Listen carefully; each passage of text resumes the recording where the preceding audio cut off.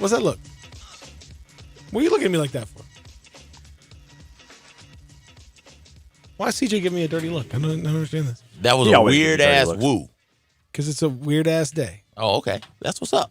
So we're just going to start it like that. Yeah. What's up? Yo! What's going on? Welcome into the experience. I'm Peter. That's CJ. Austin Eldridge producing the program today. Hope you're having a wonderful hump day. I hope your hump day is doing the things that needs to be done for you and whatnot. Hope it's an energetic hump day. Sure. Absolutely. Forceful hump day. Yeah. To an extent, certainly. Yeah. Well, consenting hump day. Yes, obviously. Not that type of force.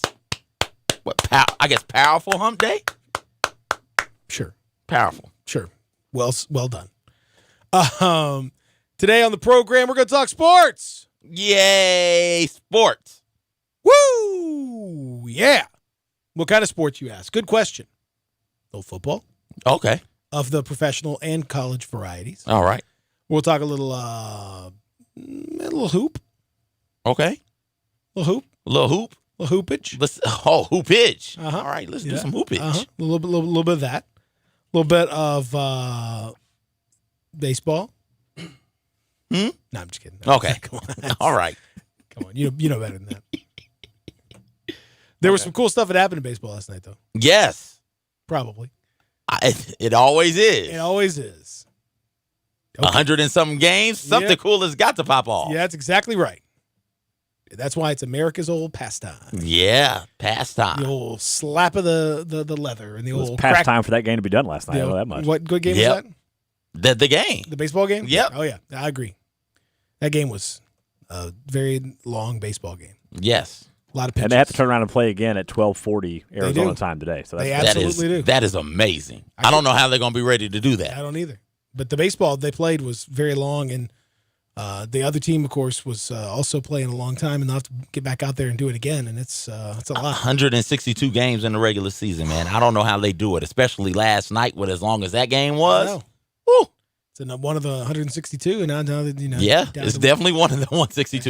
It certainly is, and so that's the thing about baseball is it just they keep playing it, and that's what it is. This is actually going to be game number 159 for the Cardinals today. For them? 159. Then they will finally have their first day off in a month before they finish off the season. Wow. It's tough to play a 19-inning game and use 11 pitchers when they played 19 innings? 19 innings. They were an out away from the 20th inning before they gave up the walk-off hit. Used 11 different pitchers. I think 57 different players were used in the game last night. And they had 57. There are 57 players on, I guess, two teams? Both teams combined? Oh, I didn't know they had that many. It's a 40-man roster yeah, for each team. In September, you got the expanded roster. Okay. And then they got to play again at 12:40, and they're in a playoff race. That's not the outcome the Cardinals were hoping for, that's for sure. I can't believe that they scored, 5 runs between them in this 19-inning game. It's Jack Flaherty, every time he pitches a no-hitter. Did you see my baseball? I just nailed it. You just nailed that baseball stat. What's up with the no-hitter? He had a no-hitter going through 7 innings, and the Cardinals still only scored a freaking run for him. Every time he does that, he has these fantastic outings. I'd demand a trade if I were him. And I would also. Certainly wouldn't. I Please don't, Jack. We need you. I would definitely go to the Cubs. They're pretty good. Shut up. They're in this thing, aren't they? That's blasphemy. No, they got eliminated last night, actually. I was like, not anymore. I go to the Phillies. They're pretty good, aren't they? Nope. Cubs going to be sitting also on the couch today. Eliminated. Oh. Yeah. The Nationals eliminated them. Really? They eliminated Bryce and them. Yeah, against Bryce Harper. It was a special time for the Nationals. That's a lot of glee from you right there. That's funny. That's funny. Are you a Bryce hater? They won both I have ends no clue who he is. of the doubleheader. And then they needed Pittsburgh to beat the Cubs, and that's what happened. And so there you go. I know a little more about baseball than I let on sometimes. Braves are in. Dodgers are in. Cardinals are Yankees are in. Mm-hmm. Astros are in. Of course the Astros are in. Twins are in. Royals are out. What about the Orioles? Are they in? They did not make it. Oh, they okay. are in the losing team race. Yeah. Oh, okay. They and the Tigers are in the 12. Oh, I was wondering why my dad If hadn't there was called a me. bowl game for baseball teams, That would be between those two. Yes. My dad usually calls me to talk some Tigers baseball, And the Royals are in the triple-digit losing club now, so they're down there with them. But and the he has Royals, not called me this summer. Hey, you know, they won. They've won some titles. So They have. Of those teams, only the Orioles really have failed to break through of late. And boy, have they And failed. they have failed pretty miserably at that. Although they got a big win yesterday. That's what it's all Yeah, about. wins, Getting them W's getting them dubs. late in the season. That's what it's all about. So it turns out that old Brycey Harper, they paid him a lot of money, did the Phillies to lose to the Nationals. And so that's one of those things. They didn't need him. The Nationals didn't even need him. Turns out they were just fine without him. That is, And you know so why? great. Why? Let me tell you why. Who? They got great players over there Oh, that stepped up their game. oh, Tremendous. They And you know started who the they year are. 19-31. that shows a great turnaround in leadership. I bet you there was a players only meeting. Bet there was a players only meeting. They were like, hey, let's do this. No. Listen, come on. They got great chemistry on that team. That's because of the players only meeting. They got a great pitching staff, Mm-hmm. led by, of course, You know, the guy hurling the ball around the field. you know who it is. Actually, he doesn't hurl it around the field. He just The guy throws hurling, it. the guy hurling it to home plate. It's better that he doesn't hurl it around the field. I That call would him be the- bad. If you throw- that's not a good. You don't That's want a that bad- guy. You don't want that guy. I call him the pitching for home plate hurler. As a matter of fact, you. The home plate hurler. HPH. HPH baby. Uh-huh. Everybody doesn't have HPH on the roster. What's his name though? I just gave you his nickname. And there's dude. actually really three. Oh. Honestly, there's like three guys. Oh, there's three pitchers. Uh-huh. His Oh. nickname is Broken Nose. Actually, Well, there's a couple. Pete Carroll? There's a couple guys that are really good, and then another guy that was, that's turned out to be Mm-hmm. better than expected. Yeah, I agree with that statement. Okay. And the three guys that are better than expected are really Well, no, one good. guy. One guy. was- That's what I was saying. One guy better than expected is really, really good. He is phenomenal at what he does. Oh, what is that he does? He hurls them balls to home plate. Hurls them balls. Hurls them balls, baby. All right. Gotta hurl them. He's more of a heaver though. He heaves the balls. Is he? Does he do it with his right hand or does he do it with his left hand? He's ambidextrous, but I think he prefers one hand over the other one. he's ambidextrous. I thought there was only one of those in the majors right now. What one? No, there's the percentage of ambidextrous people. Austin is like 25-30%. So there are more than one ambidextrous person in baseball. But pitchers one though, that there's throws. ambidextrous pitchers. Yeah, now. That's a there's different definitely one in How are you baseball. defining ambidextrous? Hmm? How are you defining ambidextrous here? If you have two hands, Only 25 people have two hands. 25% of people have two hands. yeah, at least that many people have two hands. 25% At of least us. 25%. I'm glad I'm in that 25%. I was getting kind of nervous. Okay. At least Yeah, all right. have two hands. Story checks out. Yeah. So we buck the trend here because we all have. Yeah, we are a We're half of statistical society anomaly. with two hands just in this room right now. We have a lot of hands in here. The 6 hands. So ambidextrous means two hands. Mm-hmm. So well, Fair enough. Okay. Okay. Well, that's good. That's the kind of baseball talk that we always really get into and enjoy Yeah. in this program. So the Nationals, with their ace. Joker? Why are we talking about cards now? Well, the ace. I mean, that's a baseball term. Oh. The best pitcher is the ace. Okay. So is the second best pitcher the king? Nope. Oh. So we just do the He's one, the best. vice we're, ace. We're Magic Johnson in this thing where it's no real order except for the top. So the top is the ace, and then we just got a bunch of other dudes? No. I mean, it's only Okay. there's only a term for the top dude. Okay. To my knowledge, there's not a term for the second dude other than the number 2 pitcher. All right. Number 2. Am I? Is there any other term that I'm yeah, missing? as far as I know, it's just you have your ace and then you have your other pitchers. Your vice ace and your secretary of Ace. assistant to the regional assistant ace. to the regional ace. That's right. And you have ace in training. Okay. Yeah. So it's how it works. Of course, the ace of the Nationals is Yeah. He's out there throwing them balls around. He is definitely doing that, and he is part of the reason why they're 88 and 69. Yep, Jim Anderson. That's not him. I was trying to see CJ's screen and see if he was Googling it right now or if he actually knows the answer to this. And It's Lance Corbin. Lance Corbin, the guy from High School Musical. Nah, maybe he freelanced. Oh, okay. Lance Corbin. All right. Bert McGee. Is the That sounds like a Sesame Street character.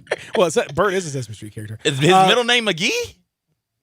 Bert McGee Muppet? Don't know that he has a middle or last name. Okay. It's just Bert.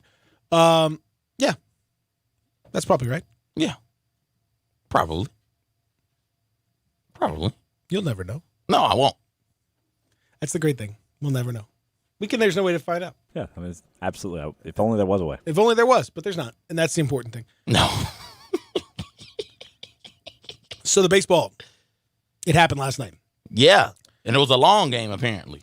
So since we're talking about this and talking about it so well, are the Cardinals going to win the World Series? No. No, they're not going to win the World Series. They don't have enough hitting. Why not? I'm asking also on this one. I don't think it's the hitting that's really the problem. I think it's just they have Jack Flaherty and they have Dakota Hudson, but other than that, they really don't have a whole lot of pitching. Am I getting too serious, or are you actually wanting me to be serious? No, I'm asking for real. Okay. I didn't know if this is still goofy conversation. Yeah, we weren't goofy before. We were being serious before. It's serious. We're being extremely now. We're being even more serious now. Yes. I mean, you got to go up against the Dodgers. You got an or ace, Braves you got a vice start. ace, but you don't have that secretary. Don't really have ace. that secretary of base or assistant to the regional ace on That's the right. team. That's tough. The Dodgers and the Braves have all of those pieces, plus a lot of young talent, and the Dodgers have who I think is going to be the National League MVP in Cody Bellinger. I just don't think the Cardinals could win a 7-game series against those teams. Are just too good. I don't think they're gonna. They could catch fire, but I just don't see it happening without some help. The thing about baseball, man, you catch fire at the right time. Mm-hmm. You know, They burn with the fire. The fire burns. You go get Trevor Bauer. Is Trevor in this thing? Changes everything. No, Trevor's definitely not in this thing. Why is Trevor not here? I'm not in this thing, man. Not cool. Trevor, what happened, man? I thought that fire was burning. Speaking of the fire burning, I got to ask you a question. This is did you see the story about the Busch Light thing? No. So Busch Light was sponsoring it's a whole thing. So this guy put his back when College Game Day was in Iowa City last week for the Iowa game. Mm-hmm. This guy had a poster that said Busch Light Supply needs replenished Venmo, and he put his Venmo address on there. A guy named Carson King. Yeah. And everyone, he got tons of money. And he said, I'm going to do something good with this. I'm going to give it to the Children's Hospital instead. Okay. And I was like, cool. That's cool. So Busch Light, or the Anheuser-Busch people, because Busch Light is apparently the thing in Iowa. Now, why? God only knows. I mean, there's probably a good reason, but I can't imagine why you'd pick Busch Light as opposed to any of the other potential beers you could drink, other than it's cheap. Yes. I mean, well, that is why. That is why. There's other beers that are almost as cheap and are much better, but okay. Okay. Anyway, neither here nor there. So Anheuser-Busch was like, it's cool. We'll go ahead and give you the beer. Just because, Okay. we're trying to be nice and it's fun for everybody. So, okay. Nice, fun little story. So but in kind of following up on this story, the folks in Des Moines, and more importantly, the Des Moines Register, the newspaper, said that they were doing a little research on this guy, and they're going to do like a little profile piece. And it turns out that he had 7 or 8 years ago, when he was 16, so he's 23 now, Mm-hmm. he had multiple tweets that were quite racist. Oh, okay. Now, they brought this up to him, and he says that he feels bad about it. He was younger. He's changed. There's no evidence that he's, displaying any of that stuff now. I can't speak to his current state of mind now as a human being or whatever. I don't know. But anyway, this guy, they dug up these tweets from 7 or 8 years ago that seemed to be the only ones that had this kind of content. And so they were going to write, they debated like, well, where are we going to go with this? What are we going to do? should we write this in this like kind of just a happy little piece about him, raising this money for the children's hospital? Should we include posts for when he was 16 years old? And he elected to get out in front of this and say, yeah, I had these posts, I'm deleting them, but, sorry about this. Anheuser-Busch has cut ties with him. Anheuser-Busch said Carson King had multiple social media posts that do not align with our values as a brand or as a company, and we will have no further association with him. We are honoring our commitment by donating more than $350,000 to the University of Iowa hospitals and clinics. Now, in an even further bit of, if you want to call it irony, that's probably interesting. The author of the piece for the Des Moines Register is a guy by the name of Aaron Calvin, who has since had many, many, many more posts that were himself quite racist and homophobic and all sorts of problematic. And everyone has been dragging this man for, he has like dozens and dozens of them. He does not have two. He has many more than two. And so it has not worked out particularly well for him either. So my question to you is, what do you do with racist tweets from 8 years ago when someone was 16 in a story like this? Is it something that you would put in the story? Is it what, as a society, the quote unquote cancel culture and all that? Does it apply to a random kid who put a sign up? Well, kid, like he's a grown up now, but he was a kid at the time who did this. Does it apply? Yeah, it applies. Yeah, and by cancel, you mean he doesn't get the free beer. He went viral and he doesn't get that viral reward. It's not that big a deal. We have got to the wonderful thing about social media is the fact that for a long time people typed the way they spoke to friends, and it shows like how deep some of this inner racism is in this country. And so if we want that to stop, if we want that to want to make it clear that, hey, these are not acceptable ways to refer to people or to talk about people, you can do this. This isn't, I'm not saying he loses, he's kicked out of school. I'm not saying that he doesn't get opportunity to work. I'm saying that the free beer doesn't come his way. That is with him. And with the other guy, if you can't be, is he you said editor? Or was he the person writing the article? The reporter. Well, like now we've got some questions for you, because how can you give us an accurate portrayal of what is going on in Iowa with views like that? So now we got a different set of issues to deal with him. And that one may need to see. I'm going to say I disagree on this one. I think I think, especially because he talks about how he's referencing these tweets are in reference, he says, to the show Tosh.0. You remember that show? Such a good show. Kind of edgy, you know. And so he was quoting the show, is what he said, which it was quotes. And in the intervening time, he doesn't seem to have done anything that we are aware of that are. More importantly, the guy he didn't do this. He didn't put the sign up with the intention of becoming a scoured into public figure. It's one thing for a potential employer to dig into these posts, but this just so happens the newspaper wanted to do a feature piece on him and just happened to dig into this and just happened to if I think we all have a lot of issues, things we have to deal with, but like with the fact that there's a record of your inner thoughts or the jokes you thought were really funny that may have been wildly inappropriate or problematic for any number of reasons, that record still remains out there forever. I mean, there's so many people probably that would have an issue that may well not be reflective of who they are now. There's a lot that can change, especially when you're a 16-year-old. You go to college and you meet new people and you kind of expand your horizons a little bit. You become an adult. You change a lot of the way that you think sometimes. I mean, it's a lot that can change in that point. I don't feel particularly good about holding someone to account when there's nothing really else in the record and he's not a public figure. I don't feel good about holding this guy up for, 2 tweets from 8 years ago that seem sort of don't really reflect. He's the one who put him out there now, and he said he was pretty okay with the whole thing. He said, like, I'm not blaming the reporter. They were very nice to me. It's just, but I'm letting you know this is what the deal is. I mean, the report, they're getting absolutely killed in Iowa. I mean, the Des Moines Register is getting killed for this. Killed. Mm-hmm. And the reporter, obviously, for his own issues. But even besides that, just the fact that they would make this decision to do this. I think we can have this conversation about people's problematic past without dropping a hammer publicly on this dude. Even though, he's the only thing he's not getting is the beer or whatever, but he's getting a lot of attention for stuff. I can't speak to whether it's, but I would assume, based on what I've read, this doesn't seem to be reflective of where he is now. Doesn't seem to be. Who knows?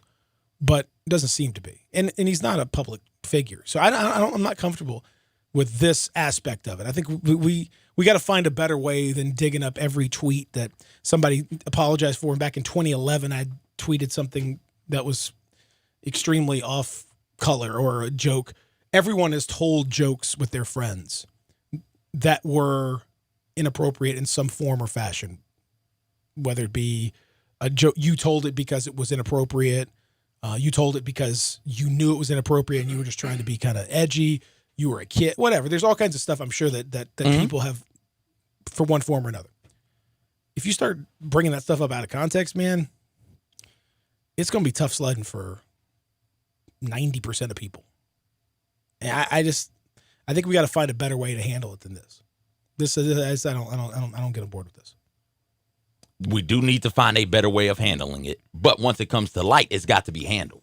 Be you a public figure or not. Like these thoughts permeate through the country and permeate through our subconsciousness and consciousness, and it does have a very real effect, even from regular people, especially from regular people, because regular people elect elected officials and public officials, and we rock with certain things socially in the form of entertainment. And if we want all those things to get better, when stuff like this comes up for anybody, it's got to be addressed. It's got to be hey, why did you do this? More of an understanding, I guess, would be the better way of going about handling this. More of a, hey, why did you do this? Okay, do you understand why it's not funny? Well, let me reiterate. Let me make sure, reinforce some of the reasons why you stated it's not funny and add something to that list. Like we can do that. Cancel culture is an overreaction to a very real issue. But I get it and I understand it. And again, like he's just losing beer. That's all. I don't know. I mean, we'll see what he loses. This is going to now be an issue for him, coming up whenever he's dealing with employment or whatever else down the line. We'll see. He may end up becoming a martyr for some people who really, really, really, really, really hate this stuff, and so that may benefit him in some respect. But I don't know, man. I totally understand what you're saying, and you're right that there are problematic viewpoints and problematic issues. My thing is, when you're 16 and your thoughts you're just typing them out into the world, when you have a handful of Twitter followers, it's probably just your friends. You're just, doing stuff. To me, I don't know that that's reflective of a deeper world view. That may be reflective of the culture in which you were raised. That may be reflective of just what you find funny at that particular point in time because you're just, a punk kid. And I don't know that that's necessarily the same for you now. So you may have done all that work that you're talking about. It may well be that he's already done that work. We don't know. I mean, I don't know the man personally, so I can't tell you what he's done or hasn't done.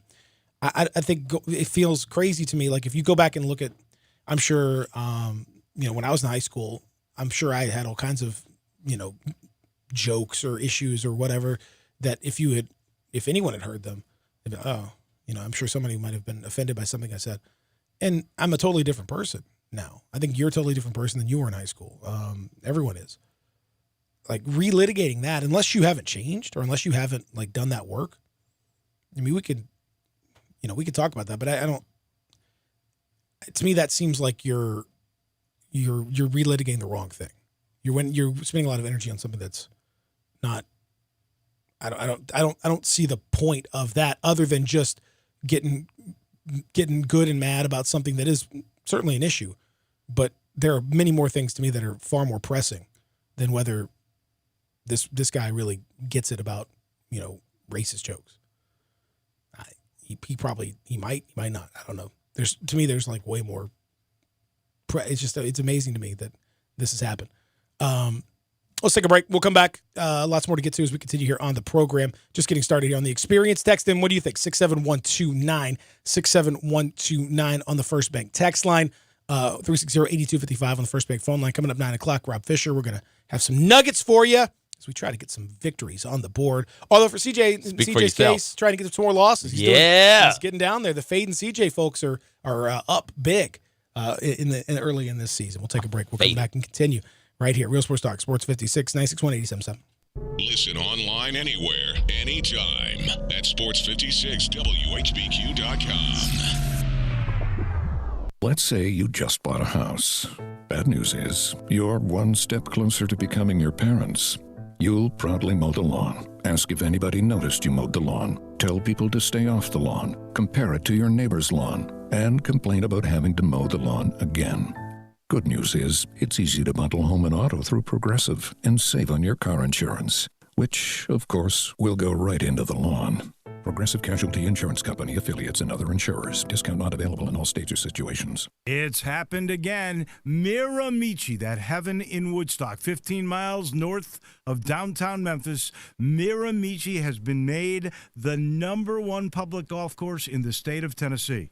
15 minutes from downtown, all this natural beauty, this very tough test of golf is there for you, and it's #1 again. They've improved again, too. They've made changes. They always do. They want you to have the best golfing experience you could possibly have, and they keep on making these adjustments. They've knocked down some trees. They made it easier. They have better conditions with grass. The greens, outstanding. And once again, they are #1. I also should tell you they've got new golf carts, and they've got these cool little things where you hook up your phone, it'll charge, and at the same time, you've got GPS on your phone. All kinds of innovation and a world-class golfing experience at Miramichi in Woodstock. Come to Holly Chevrolet in Marion and get end-of-summer deals. Right now, save over $8,500 off MSRP on the strongest, most advanced Silverado ever. The all-new 2019 Chevy Silverado Crew Cab LT All-Star. All 2018s must go. Get a 2018 Malibu for as low as $22,995. Stop by today and check out Holly's large selection of new and pre-owned cars, trucks, and SUVs ready for you to enjoy. And at Holly Chevrolet, it's a no-pressure, no-hassle environment. As a matter of fact, there's no badgers and never pay a dock fee. Find new roads at Exit 14 off I-55 in Marion, just 15 minutes from downtown Memphis. HollyChevrolet.com. 2019 Chevy Silverado Crew Cab LT All-Star stock number N3558. 2018 Chevy Malibu stock number N3377. All discounts, rebates, and incentives are included and applied. Must qualify finance with GM Financial and have a 99 or newer GM product. Prices do not include tax, tags, title, or registration. Take delivery by 9/30/19. See dealer for details. This is happening. Me in my office on Monday. Project hanging over my head like an anvil. And the new guy Rick shows up. Been thinking about your problem there, boss. The answer's Upwork. I'm not sure about Rick, but now I'm on Upwork and I'm seeing all the freelance help I need. Creative directors, designers, PMs, all available now. Then I see something even better. Project delivered. With Upwork, this is happening. People call me R-Dog. Yeah, that's not happening, Rick. Upwork. Hire freelancers, make things happen. So guys, how many of you are guilty of using your wife or your girlfriend's shampoo in the shower? Quite a few, I imagine. Have you considered the importance of using a product designed for your hair? Yes, men's hair. After all, your hair is different. Dove Men Plus Care has created a hair care range designed to fortify men's hair and give it the care it needs to stay strong and healthy. Do your family and your hair a favor and get your own products. Dove Men Plus Care for stronger, more resilient hair. Available at Walmart. Want to bet? Las Vegas is miles away. The sports books at Hollywood Casino Tunica and First Jackpot Casino are much closer. We're your 50-yard line, behind home plate, center court ticket to real odds, points, and over-unders. We've got all the action, the largest video screens, and the best prop bets in town. So come place your bets at the sports books at Hollywood Casino Tunica and First Jackpot Casino. Must be 21 years or older. Gambling problem? Call 1-888-777-9696. The Spirit Shop is having a broadcast all day Wednesday from 10A to 6P. The Spirit Shop is literally pulling out all the stops all day with Sports 56. Sample all your favorite bourbon, beer, and wines. We got a food truck. Come win lots of door prizes. Tickets to the U of M Navy game, $50 gift cards to Neil's Bar and Grill, $50 gift cards to the Butcher Shop, 4 rounds of golf at Wedgwood, including the cart. Make the Spirit Shop your liquor, wine, and beer oasis. 4848 Poplar. Welcome back to the Peter Edmiston Experience with CJ Hurt. Here once again are Peter and CJ. That started from this tropic point aboard this tiny ship. The mate was a mighty sailing man, the skipper brave and sure. 5 passengers set sail that day for a 3-hour tour. A 3-hour tour. Oh, it's bangers. Techno. Definitely it. You nailed it. Techno. What? Minnow girl. Where's the air horn? There it is. People want a TV theme song, so we're giving you TV theme song. That was a theme song my father used to read to me as a child. Used to say it to me. What show was it from? Gilligan's Pop Island. quiz. Okay, Gilligan's cool. Island. Just making sure. Yeah. The skipper the melody and all. And his wife. That's not a story. Yes, it is. Go to bed. Good night. I used to sing the Teenage Mutant Ninja Turtles theme to my kids. So, Did you? Uh-huh. Okay. Another story, It's a great story. Turtles. Yeah. Story of triumph. Texas says, Peter, I'm not with you on this one. Every day, little brown boys are ruined for things they said or did at a younger age. Sounds like you're making an excuse for a racist. Another texter says, I'd like to meet a 16-year-old who doesn't make inappropriate jokes from time to time. This kid raised $1 million for charity. Ridiculous to bring up tweets from when he was 16. Makes media look awful. I think it's a great summation of both sides of this, right there. Because I completely understand and I agree that there's a double standard with regard to how teenage black kids in this country are treated relative to teenage white kids, 100%. Not only at the time they're teenagers, but afterwards. I mean, that is the nature of institutional racism, which is alive and well in this country. We can see it virtually every day in a number of different ways. Mm-hmm. So I don't dispute that one iota. What I was saying, we were talking about this during the break. To me, I'm saying whether the individual involved is white, black, Hispanic, whatever race they happen to be, holding an individual, and I can only speak for myself in this case because all of us are, I feel like the lack of empathy in this country and the lack of an ability to converse about race on an empathetic level is very problematic. So to me, you don't ignore it. You don't ignore what the guy tweeted. We need to have a conversation with this guy. People within his circle or even people outside of his circle that can help him. Black folks in leadership positions or black folks just in general could say, let's talk about what were you thinking? Where you at? What's going on? Don't ignore it. But by the same token, you don't have to kill the mosquito with a sledgehammer. You don't need to, obliviate the charity work that was done or the positivity that was kind of just engendered by this thing in an effort to go back and relitigate something that he did 8 years ago when we may not know that that's where he's at. Now, that would be true of any race. I just don't think that's an empathetic, I don't think that's going to get us, that's going to make us feel good in the moment to get the pitchforks out and say, hey, man, let's go after this guy. But is that really going to help us to bridge that gap and have the conversation that we need to have from people who may not have a particularly, I'm guessing there's not a ton of black folks around this dude in Iowa. And so maybe now he's had a chance to broaden his horizon a little bit from that point. I hope so. So notwithstanding the institutional racism that I do agree and I think exists in the double standard that is real, in this particular case, I feel like empathy is more empathy is warranted. And that is empathy. That is Dr. King's whole thing. Like empathy, be empathetic, feel for one another. At the same time, when these things come up, it doesn't matter who you are. Once we know, for whatever reason, once we find out, something's got to be done. And it should be definitely a conversation about how these thoughts influence decisions made by you, by others, and how those decisions impact people in this country every day, impact and continue to oppress them every day. That conversation definitely needs to happen.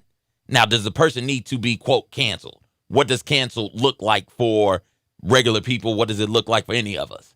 I'm not saying, again, he lost beer. He didn't. That charity work is still there.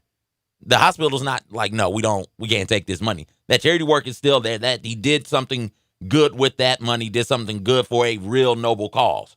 That's still there. He's still in school. You know, they not putting him out of school or anything like that.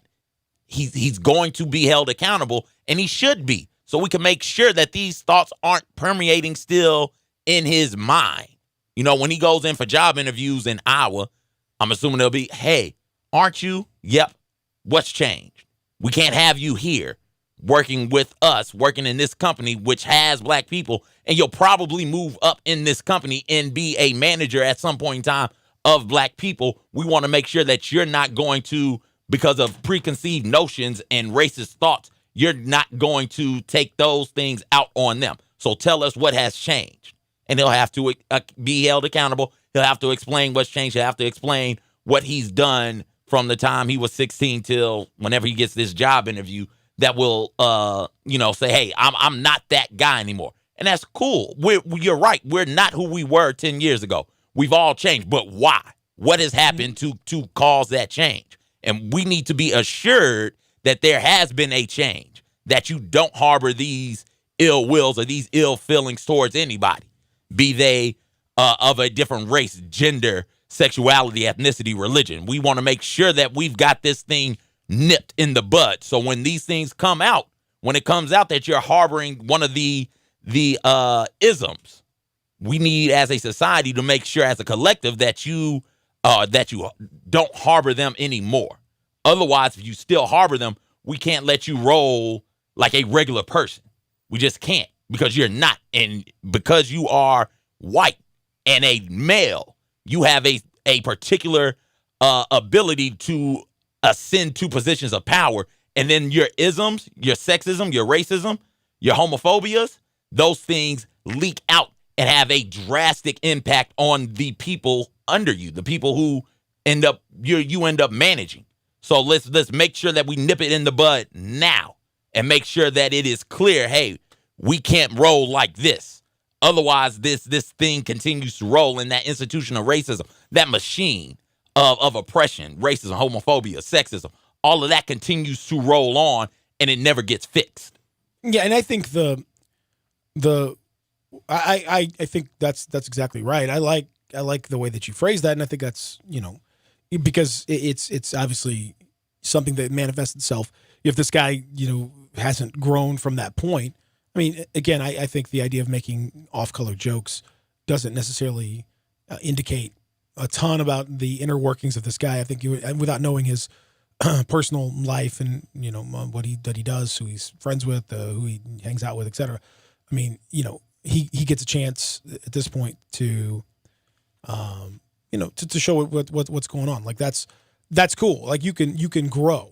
Yeah. If he hasn't grown, then that is a problem. But that's a problem for anybody who hasn't grown from 16. If you're still, in the same mindset you were when you were 16 and you're 23 or 24 or 26 or 30 or whatever, that's its own problem, with racism or whatever. Not, as a bonus to it, but yeah, you're of a different mindset.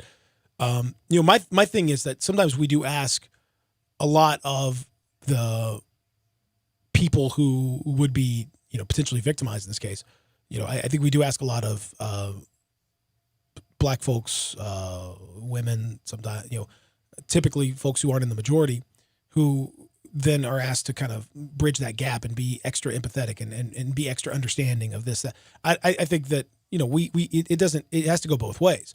The empathy in this case, needs to begin with him and what he's done to change. But I feel like the standard that he's being held to, because a guy shows up at game day with a sign that is picked up and, crazy stuff happens as a result of that. All of a sudden that, he is subjected to extra scrutiny that he wasn't, this isn't like a job interview. Like job interviews, if you want to go back and look, sure. It's just a guy. Mm-hmm. It just so happened that this thing picked up steam and then Bush jumped in. He didn't ask for any of that. He was just being a goofball. And I feel like now, okay, now he's got to have all this extra explanation. Come on, man. That's just I think that's counterproductive for everybody. That turns him into a martyr in certain people's eyes, mm-hmm. A victim in others, and or now a closet racist in other people's eyes. But to me, it's a dude. It's just a dude. And all of us, we need to be able to converse about race in this country without immediately getting into our respective battlegrounds and battle positions. Mm-hmm. And it's easier for me to say that as a white person. I grant you that 100%. Because it's not a life or death situation for me, right, as it is for many folks. So I recognize that. And I recognize that it's easier for me to come at it with that perspective. That said, I still feel like empathy and a conversation is the only path out. A real conversation, and that means from my perspective and from white folks' perspective, we have to be real about what the stakes are and what we need to be doing in the white community to facilitate these discussions. We got extra work that we got to do. We got to make it crystal clear what has happened, what is happening, and what we can do about it. But I still feel like, man, empathy, this is a great learning opportunity for people to be empathetic and to talk about, how far someone has come and to experience that. I think that's a good deal if we use it that way. But, that's not the way, that's not where we're at right now as a society. No, that's not where we're there at right now. I think this is helping get there, though. I think these moments, because now we're forced to. Now once these things get made public, it is, okay, how do we discuss this? Because we got to have a conversation. And I feel like this, quote, cancel culture is on its way out because everybody is tired of it. We are looking around now like, if everything, because everybody has it. If we cancel everything, can I eat at Chick-fil-A? Because your boy likes Chick-fil-A chicken sandwiches. I can't. If we cancel everything, there are things that none of us can do that we really enjoy doing. Can I buy Paula Deen products? I don't know. I don't know how long this cancel culture lasts. And so we are getting frustrated with the straight up, we're completely done with this thing. We're out, never doing it again. We're frustrated with that. We're tired of doing it that way. And I think that cancel culture will morph and change into something a bit more productive when it comes to topics of racism, homophobia, sexism, and stuff like that. Yeah, and I think there's an old saying that anger can be initiatory, but it can't be redemptive, and that's where that's a hard thing that's an easier thing to say than it is to actually do in your life. But we can all get angry about whatever thing we want to get angry about. We can get angry about this guy having tweeted out racist things. We can get angry about people getting mad about this guy.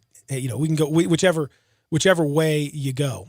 And I don't know, man. It's just it's a point that's really an important one about how are we gonna handle this from now on. Are we going to just cycle this thing more and more? It's everybody's life, man. Mm-hmm. Because a lot of folks are asking, like, this thing, it was a sports, but it's bigger than that, and it's bigger than a lot of things that are going on in sports. Because this is your life, man. This is what you got to do. You got to figure out how you're going to live it every day. We all have to make that choice.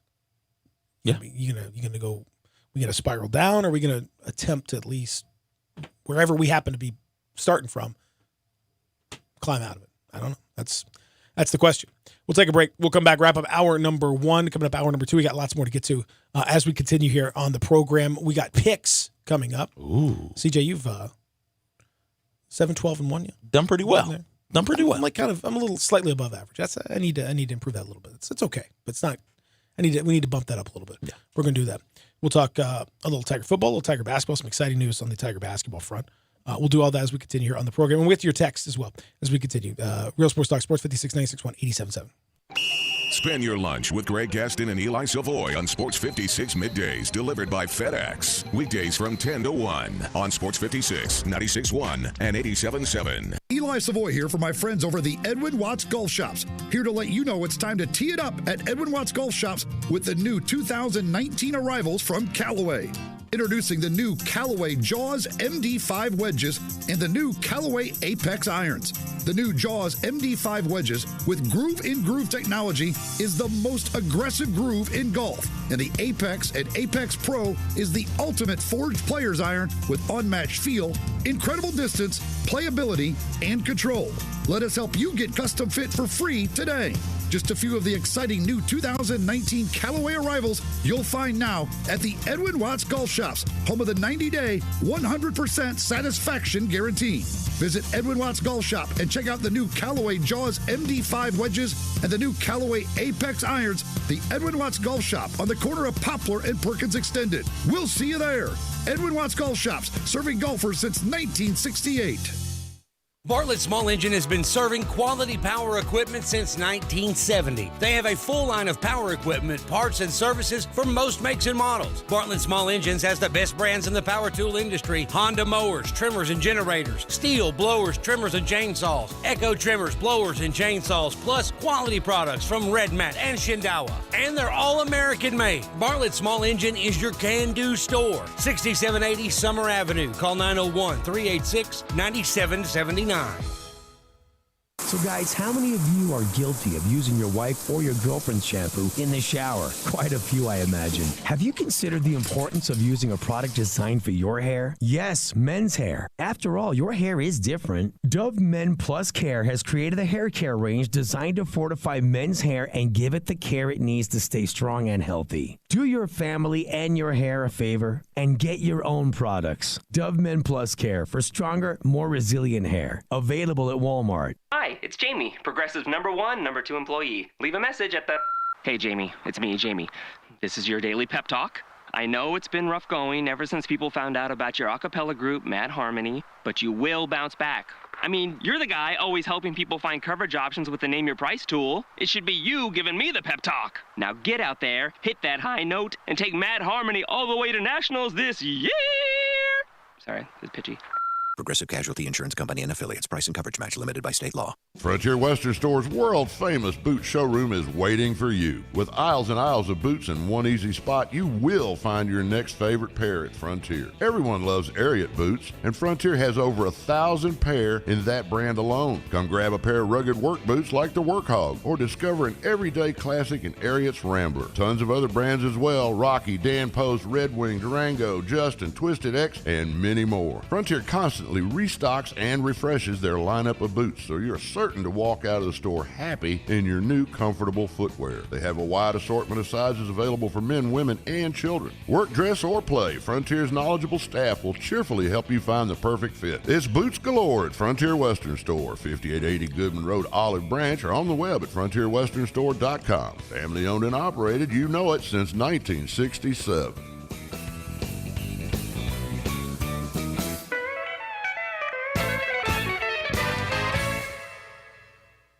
Welcome back to the Peter Edmiston Experience with CJ Hurts. Here once again are Peter and CJ.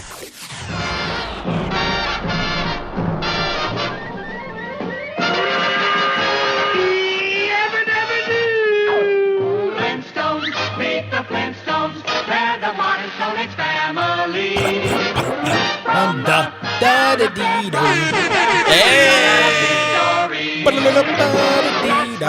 With the family down the street, through the courtesy of Fresh Feet. Hey! When you're with the Flintstones, All right, is there a trap mix to that? There's got to be a trap mix to that. I told you this. We already talked about this. There's a trap mix to everything. Literally every song. Oh, I bet that trap mix. Every TV theme song has a trap mix. I bet that trap mix is that heat. Every trap mix is that heat. True. I've yet to run across. Have you heard the Friends trap mix? No, I haven't heard the Friends. Well, 9 o'clock. We'll get into the trap mixes. All right. Hey!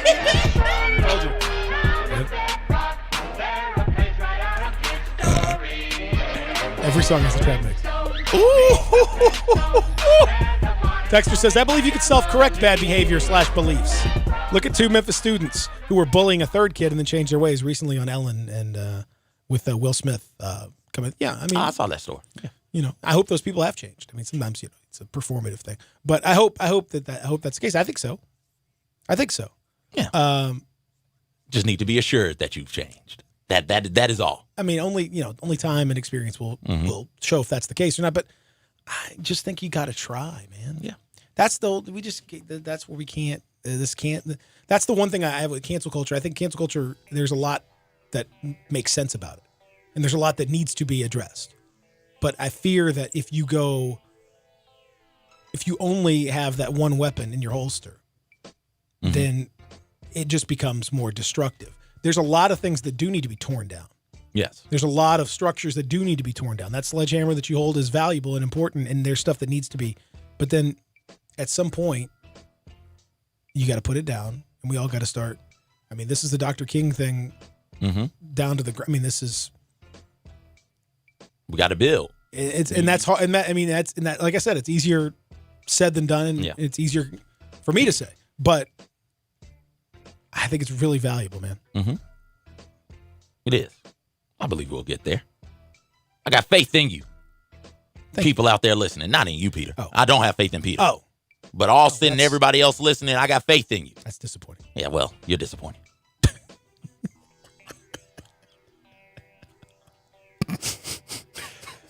Well, now I'm even more disappointed. I mean, you're a jerk.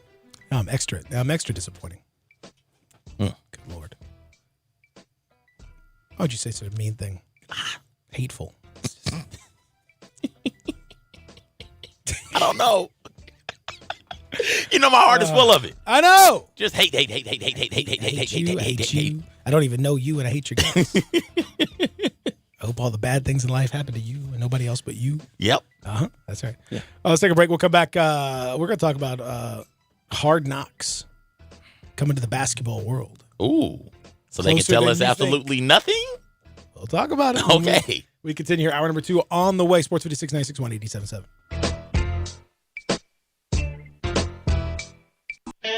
Hi, this is Troy Five Ash, owner of Five Ash Roofing. It's an exciting time to be a Memphis Tiger fan, and we at Five Ash Roofing have decided to share our excitement. We are proud members of the Tigers home team, which means we sponsor the Tigers athletic department, and we're also season ticket holders to both the football and basketball programs. We will be giving away 2 and sometimes 4 tickets to most of the games this coming year. To have a chance at winning the tickets, find our Facebook page, like, and share our post. The more you share, the more chances you have to win. We also want to give away some tickets to those who wouldn't otherwise get a chance to go. So, you can go to memphisroofer.com or 5ash.com and send us a note why you or someone you know should get the tickets. And as always, 5Ash Roofing is fair, honest, and ethical. We're experts in all forms of roofing for both residential and commercial buildings. 5Ash Roofing, 367-0050 or memphisroofer.com. 5Ash Roofing, it's what we do. We're here for you. The folks at Homer Skelton Hyundai want to say thank you. Thank you, Memphis, for another spectacular year. They set records, but I can understand why. You think about the product.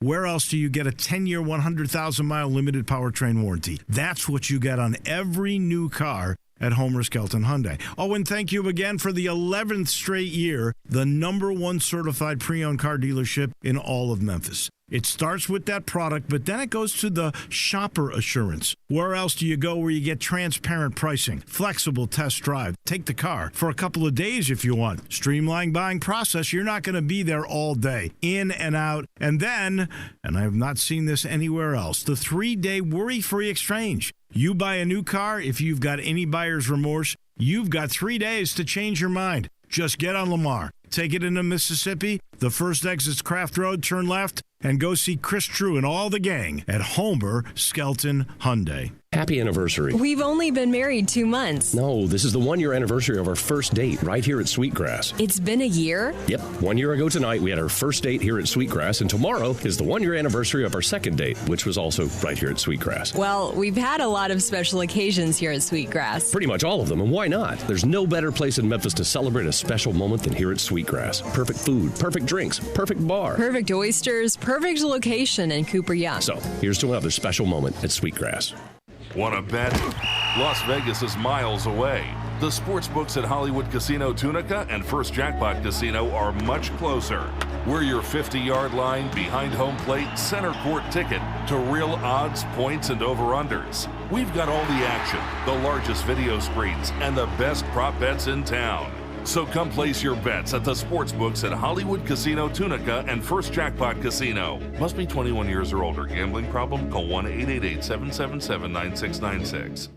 Get your gun, Nellie, and saddle up Penelope. It's Western Trading Days at Sunrise Buick GMC. Old-time trading prices on over 700 new Buicks and GMC trucks, and the Sunrise Used Car Corral has over 500 in stock. Branch managers have been told to cut prices to the bone, and remember, you can bring your car to Sunrise Service no matter where you bought it. If you're a good person with bad credit, SunriseMemphis.com will help you put one of your brand on these little fillies. Free hot dogs and Cokes at the Chuck Wagon. Western Trading Days going on now at all 3 Sunrise locations. We make it fun to buy a car again. The Spirit Shop is having a broadcast all day Wednesday from 10 a to 6 p. The Spirit Shop is literally pulling out all the stops all day with Sports 56. Sample all your favorite bourbon, beer, and wines. We got a food truck. Come win lots of door prizes. Tickets to the U of M Navy game. $50 gift cards to Neil's Bar and Grill. $50 gift cards to the Butcher Shop. 4 rounds of golf at Wedgwood, including the cart. Make the Spirit Shop your liquor, wine, and beer oasis. 4848 Poplar. We are Sports 56, WHBQ Memphis, WIVG-FM Tunica Memphis, and WPG-FLP Memphis, Flynn Broadcasting Stations. Welcome back to the Peter Edmiston Experience with CJ Hurts. Here once again are Peter and CJ.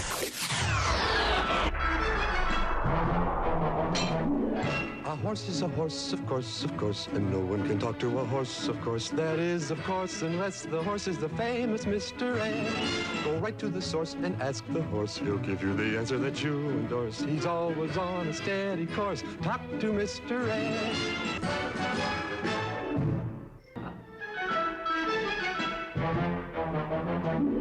A horse is a horse, of course, and no one can talk to a horse, of course. That is, of course, unless the horse is the famous Mr. Ed. I thought this was Mr. Ed. And ask the horse, he'll Well, give you the you answer thought right. that you Yes, endorse. Mr. Ed. Hey! Turn up! This song needs a trap mix because it's kind of boring, actually.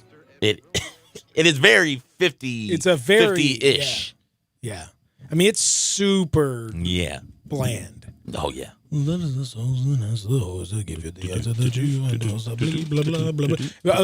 if you slap like some bass on that thing or something, then okay, now we're because I'm sure somebody's already done it. Oh, they definitely have done a trap mix to Mr. Ed. Welcome back. Hey. by the way. Not to you. Oh. To our listeners. Oh, well, hey to them. We were here the whole time. They went on a little magical trip commercial to learn about a lot of great products and services. Now they're back, and we appreciate you coming back. Hour number 2 is here. I'm Peter. He's CJ. That's Austin on the other side doing his thing. You can message us on Facebook, Periscope, Instagram, YouTube, and Twitter on the First Bank text line, as many of you have this morning. And we appreciate everybody's comments on our first hour. We'll switch gears now. We'll move to what I think is it kind of combines two things that we enjoy here on this program. Ooh. Reality television shows. Yep. And college basketball. Yep. I enjoy both of those things. You do? Yes. Well, have I got great news for you, my friend? I can't wait to hear this. Because the University of Memphis has a basketball team which is quite good. That is what I hear. Word on the curb is they can do the dang thing. So, in a way to honor that whole deal right there, there will be a show going behind the scenes for the Oh, the Memphis Tigers? Tigers, that's right. Memphis got 2 shows. That's right. That's right. Now, the Bluff City Law Show. Have you seen it? Apparently the ratings were not good. Yeah, I don't know how much longer it's going to make it. Yeah, maybe. But maybe it's one here. And done. It's here. Maybe a James Wiseman of a show, if you know what I mean. We watched it. Wife loved it. It was cool. It was cool seeing the Shelby County license plates on the back of cars. It was crazy. I was like, yo, I was just there last week. They ended up going to 4-Way Grill. It's like, yo, that's my spot. I did not watch it, and I'm happy that Memphis is featured, but I don't know. I got to be honest. Like, it does not hit me in a particular way at all. There's been a tremendous amount of hype about this. I am. Do law shows hit you any kind of way? Like law shows, police shows, the firefighter shows, hospital shows. They don't do it. Some I can do the wacky ones. I can do the silly ones. I can do Scrubs. Yeah, I mean, some of the procedural stuff. I was good, like a Mentalist or something like that. Castle. I like Perry Mason. Perry Mason. My mom used to watch back in the day. In the Heat of the Night. This was always good. Traumatized by that show because when I was on the porch, not allowed to get off, I was forced to watch In the Heat of the Night. Granny. In the Heat of the Night. What are you watching? In the Heat of the Night? Can I watch cartoons? No, you can sit here and watch In the Heat of the Night. Virgil Tibbs, I think was his name. And I don't know these people's names, Peter. I was crying on the inside. It was a good show. My granny loved it. My mama loved it. Mm-hmm. As did Mama. Yeah. 9-year-old, 10-year-old me. But listen, I'm not. Yeah. So I must tell you, it did not hit me in any way whatsoever. I'm happy for Memphis though. I hope it does well, but it sounds like it's not. Jimmy Smits is he's doing his thing.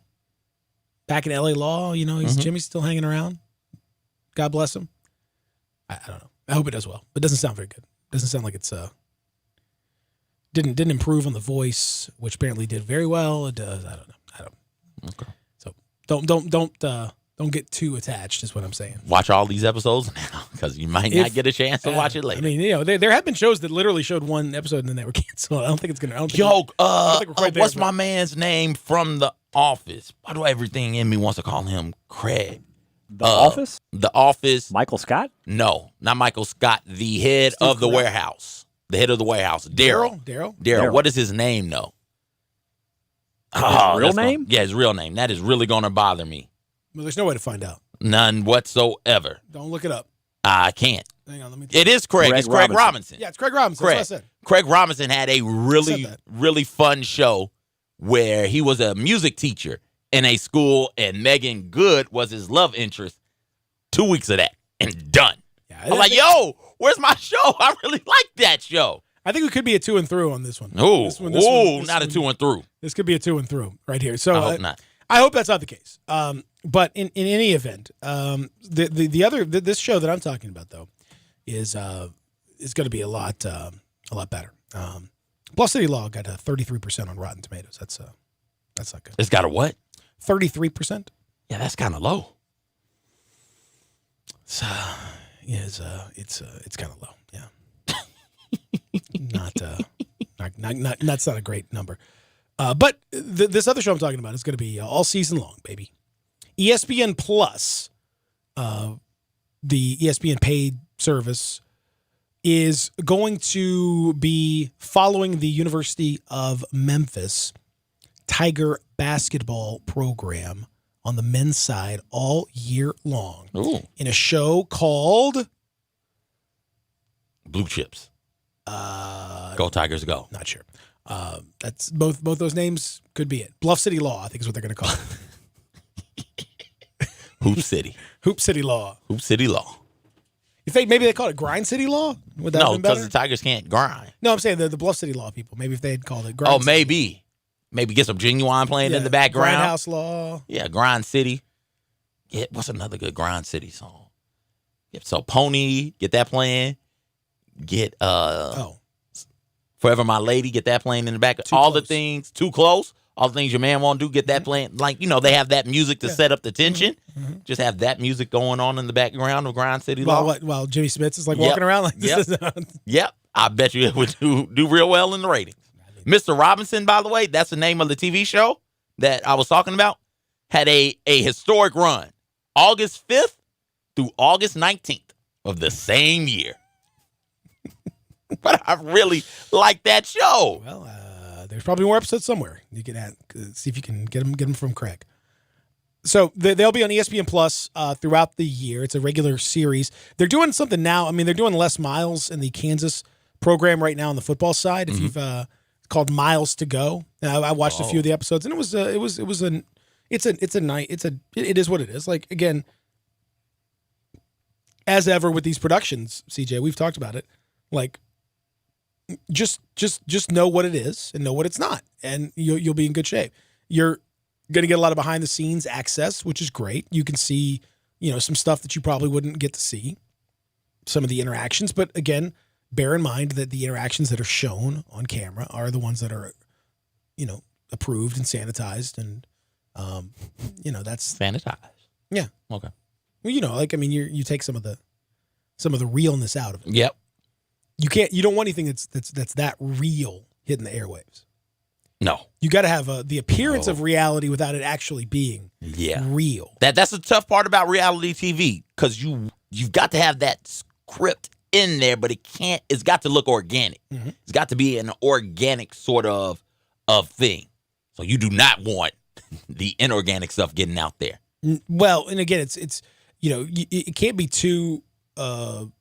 If it's real stuff, then you're going to give yourself a competitive disadvantage. I mean, that's part of it. Also, is like what is the advantage of teams?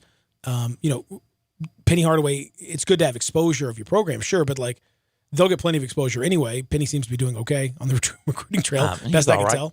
And so like are you going to give up competitive information about how your team is preparing or what game plans are for teams going forward, especially if this is going to be released throughout the year? Yeah, you have to consider that. The Les Miles thing. I mean, this is where I have to hold back the suspension of disbelief is real on this one. A little bit like wrestling, same kind of thing. Because like the Les Miles show, I'm watching it, and they're going through the process of hiring a new Kansas football coach. So they're in there with Jeff Long, the AD at Kansas, who got more to do now these days with this whole NCAA thing. But Jeff, tough job now. Probably not behind the scenes of that particular thing. So Jeff's in the office, and he's calling people, and they're bleeping out like names of agents that are most likely Jimmy Sexton. And so it's like, did you call bleep? This appearance of reality. So far, so good. Mm-hmm. But then when Les Miles is quote unquote being considered, they've got a camera crew in his house filming him on the phone when he's under consideration. Now, I'm assuming they did not have a camera crew over in every coach's house, whatever else's coach's house throughout this whole process. And so this is where I say, but that goes back to that script. Like, let's think for a second. If he's already being filmed, what are the odds that he didn't know that he was getting the job and that they didn't, It goes back to the script, Peter. It's that script is there. It is there. It's just got to seem organic. It's like magic, man. Like, we know that, you can't just wave a wand and Petroleumous and stuff happens. That's not how this works. Is that a little Harry Potter? Petroleumous. Is that a real spell? Actually, Expelliarmus, but we'll go that one right there. Patronus is I combined two spells. You guys didn't know I was a wizard, did you? Petroleumous. Apparently, you're not. Yeah, well, clearly. But it doesn't happen that way. You're a real muggle over here. Oh, I am 100% muggle, full muggle over here. Voldemort. What house are you in? I'm in Gryffindor. Okay, I'm in make Gryffindor. Sure you know the name of one. I'm also in Gryffindor, by the way. High five it. Up top. I have my Patronus charm is a black mamba. I have a wand. Kobe? No. I have a Bring wand. Kobe out. Pow, there he is. You have that mamba mentality. I wave the wand and bow. Patronus charm. There you go. And Kobe Bryant comes out. 24? Yep. That's your Patronus charm? That's my Patronus charm. Bad shot selection by Kobe. And I have a wand I have that a Patron is... charm. Oh, Patron charms are the best. Yeah, that's Ooh. Yeah. Goose got a loose. Gone off that Patron charm. But yeah, wand. My wand, dragon, tail about 8.5 inches. That's pretty good. It Good is. size wand. It is. I'm a good sized wizard. It's above average, I would say. It is. It actually is. Yeah. I have a lot of power. According to Pottermore. Yeah. I mean, I have a wand, but it's like, it may not, look big, but it's powerful. Oh, okay. Maybe in certain angles it might look, but it's still. Anyway, that's neither here nor there. I mean, it's a good wand, is what I'm saying. It maybe doesn't, maybe 8.5 inches of it maybe not quite, but still, like, hey, it's pretty good. Yeah, like it's gonna. It does a job. It does. The spells are cast and whatnot, right? That's all that matters. Right. That's all that matters. It's the motion. It's the motion that dictates how powerful the spell not is. Yeah. Not the size of the wand. It's exactly right. Mm-hmm. It's not the size of the wand and the magic, the size of the magic and the wand. Everyone knows that. If you got a magical wand, man, you got it. My wand don't want none unless it's got buns on it. Anyway, how did we get off on that? I don't know. Anyway, this show. I mean, it's great exposure, obviously for Penny and for the University of Memphis and for the basketball program and all that stuff, and James Wiseman and Precious Achua and Lester Quinones and his Memphis.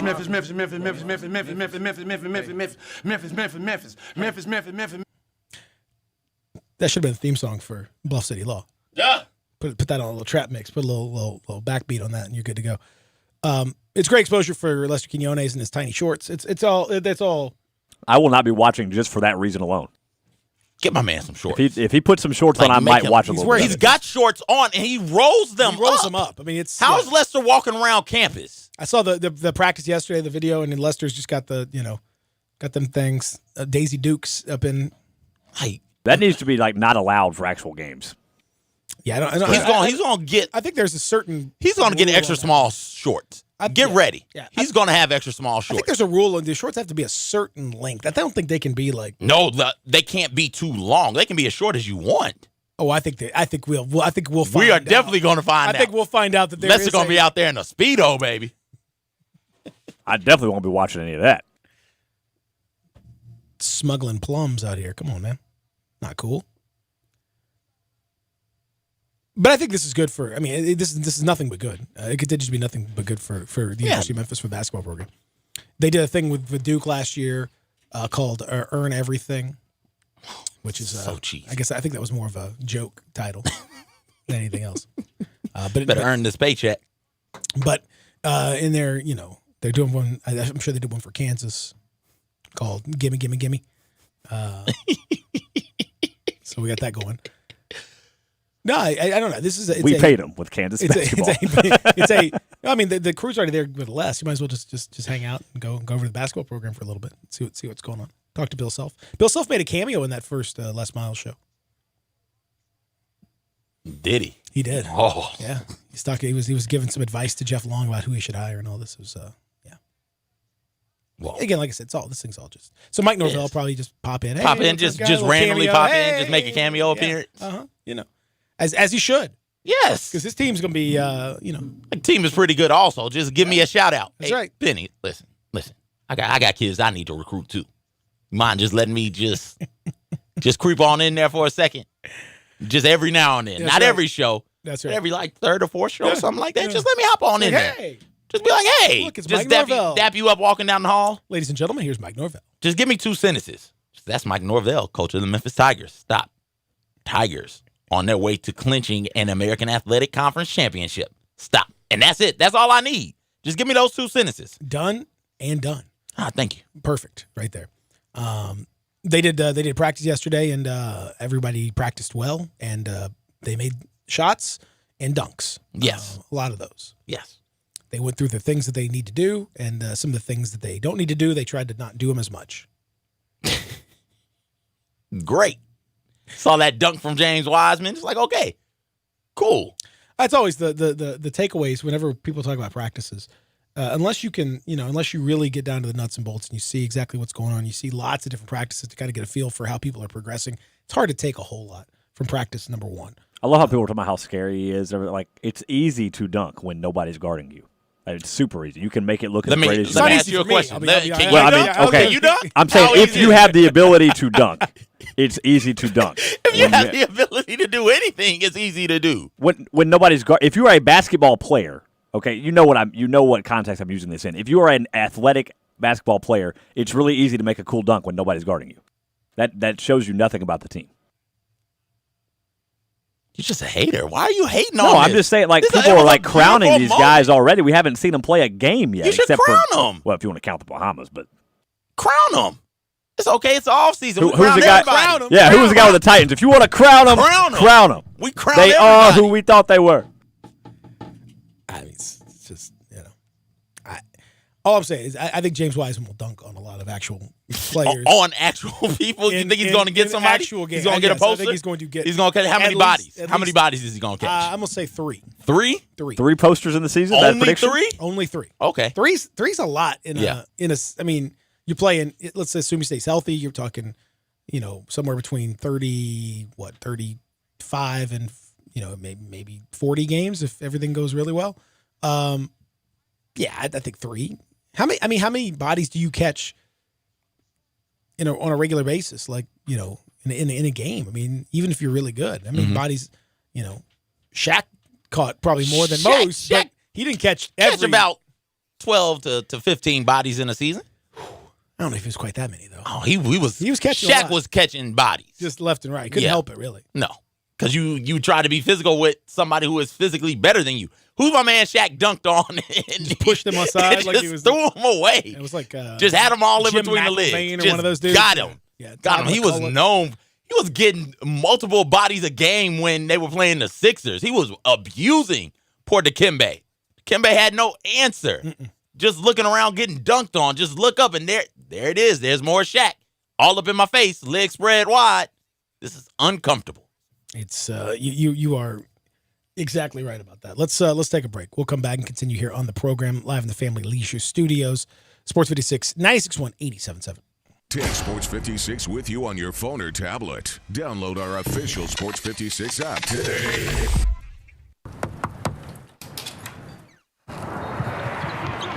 These seats are amazing.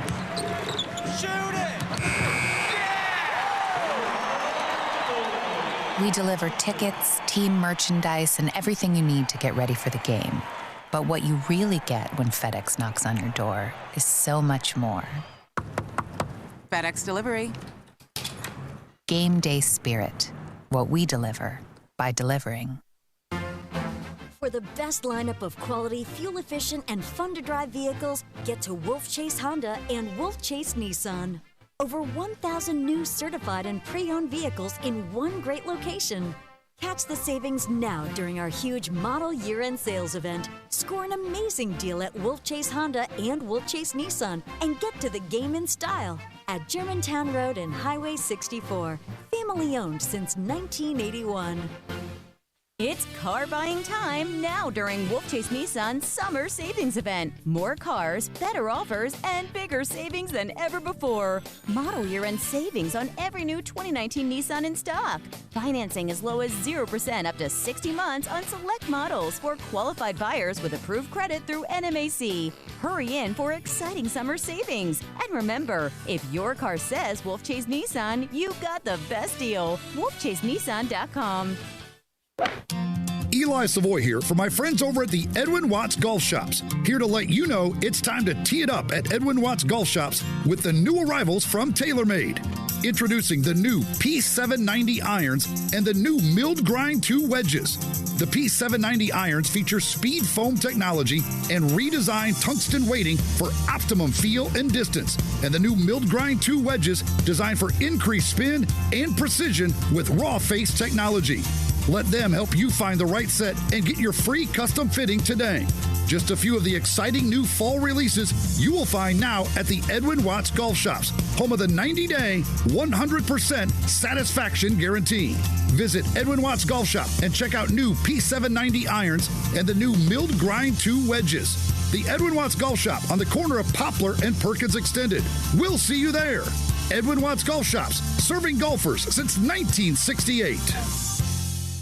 I Buy Houses, 901-406-1101. That's 901-406-1101. I Buy Houses. I Buy Houses will buy a house in any area, in any condition, and yes, it's guaranteed to close in 5 days. If you need to sell your home quickly, call 901-406-1101. If you've been through a divorce, if you lost your job, if you're tired of renters, I Buy Houses can get you your money quickly. I Buy Houses will buy your home in Shelby County, DeSoto County, Memphis, Bartlett, South Haven, Horn Lake, Olive Branch, anywhere and everywhere in between in any condition. And yes, they're open 24 hours a day, 7 days a week. I Buy Houses, 901-406-1101. That's 901-406-1101. Grab that pen, 901-406-1101. I Buy Houses. So guys, how many of you are guilty of using your wife or your girlfriend's shampoo in the shower? Quite a few, I imagine. Have you considered the importance of using a product designed for your hair? Yes, men's hair. After all, your hair is different. Dove Men Plus Care has created a hair care range designed to fortify men's hair and give it the care it needs to stay strong and healthy. Do your family and your hair a favor and get your own products. Dove Men Plus Care for stronger, more resilient hair. Available at Walmart. One of the things that makes a truly special restaurant special is its selection of bourbons and whiskeys, and 117 Prime is no exception. Try the William LaRue Weller with his high-toned pepper oak tingle at the finish, or the Weller 12-year, or Old Scout, a union of 2 whiskeys distilled from classic bourbon mash bills, and of course, 4 Roses single barrel. Sure, you're going to 117 Prime for a delicious meal, but why not also enjoy a delicious drink as well? As with everything else, if you want perfection downtown, you want 117 Prime. The Spirit Shop is having a broadcast all day Wednesday from 10 a to 6 p. The Spirit Shop is literally pulling out all the stops all day with Sports 56. Sample all your favorite bourbon, beer, and wines. We got a food truck. Come win lots of door prizes. Tickets to the U of M Navy game. $50 gift cards to Neil's Bar and Grill. $50 gift cards to the Butcher Shop. 4 rounds of golf at Wedgwood, including the cart. Make the Spirit Shop your liquor, wine, and beer oasis. 4848 Poplar. Welcome back to the Peter Edmiston Experience with CJ Hurt. Here once again are Peter and CJ.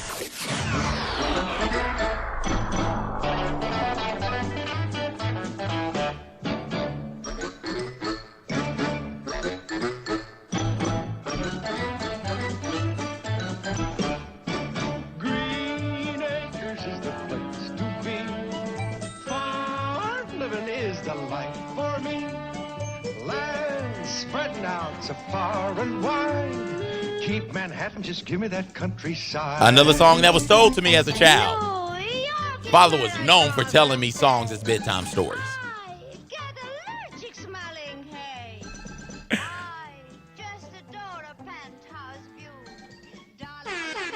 There it is. We were just waiting for that.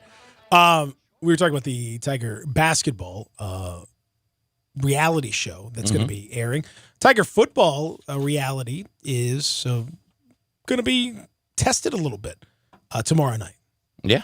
Got the Navy game. You've had the week off now to prepare, and you have a little extra pep in your step, I would think, CJ, because of the loss of UCF this weekend means you now, we'll see what happens with Boise and everybody else, but you now have a strong case that you can make for jumping right back into that, group of 5 spot, New Year's 6 kind of thing. Like you can make a compelling case.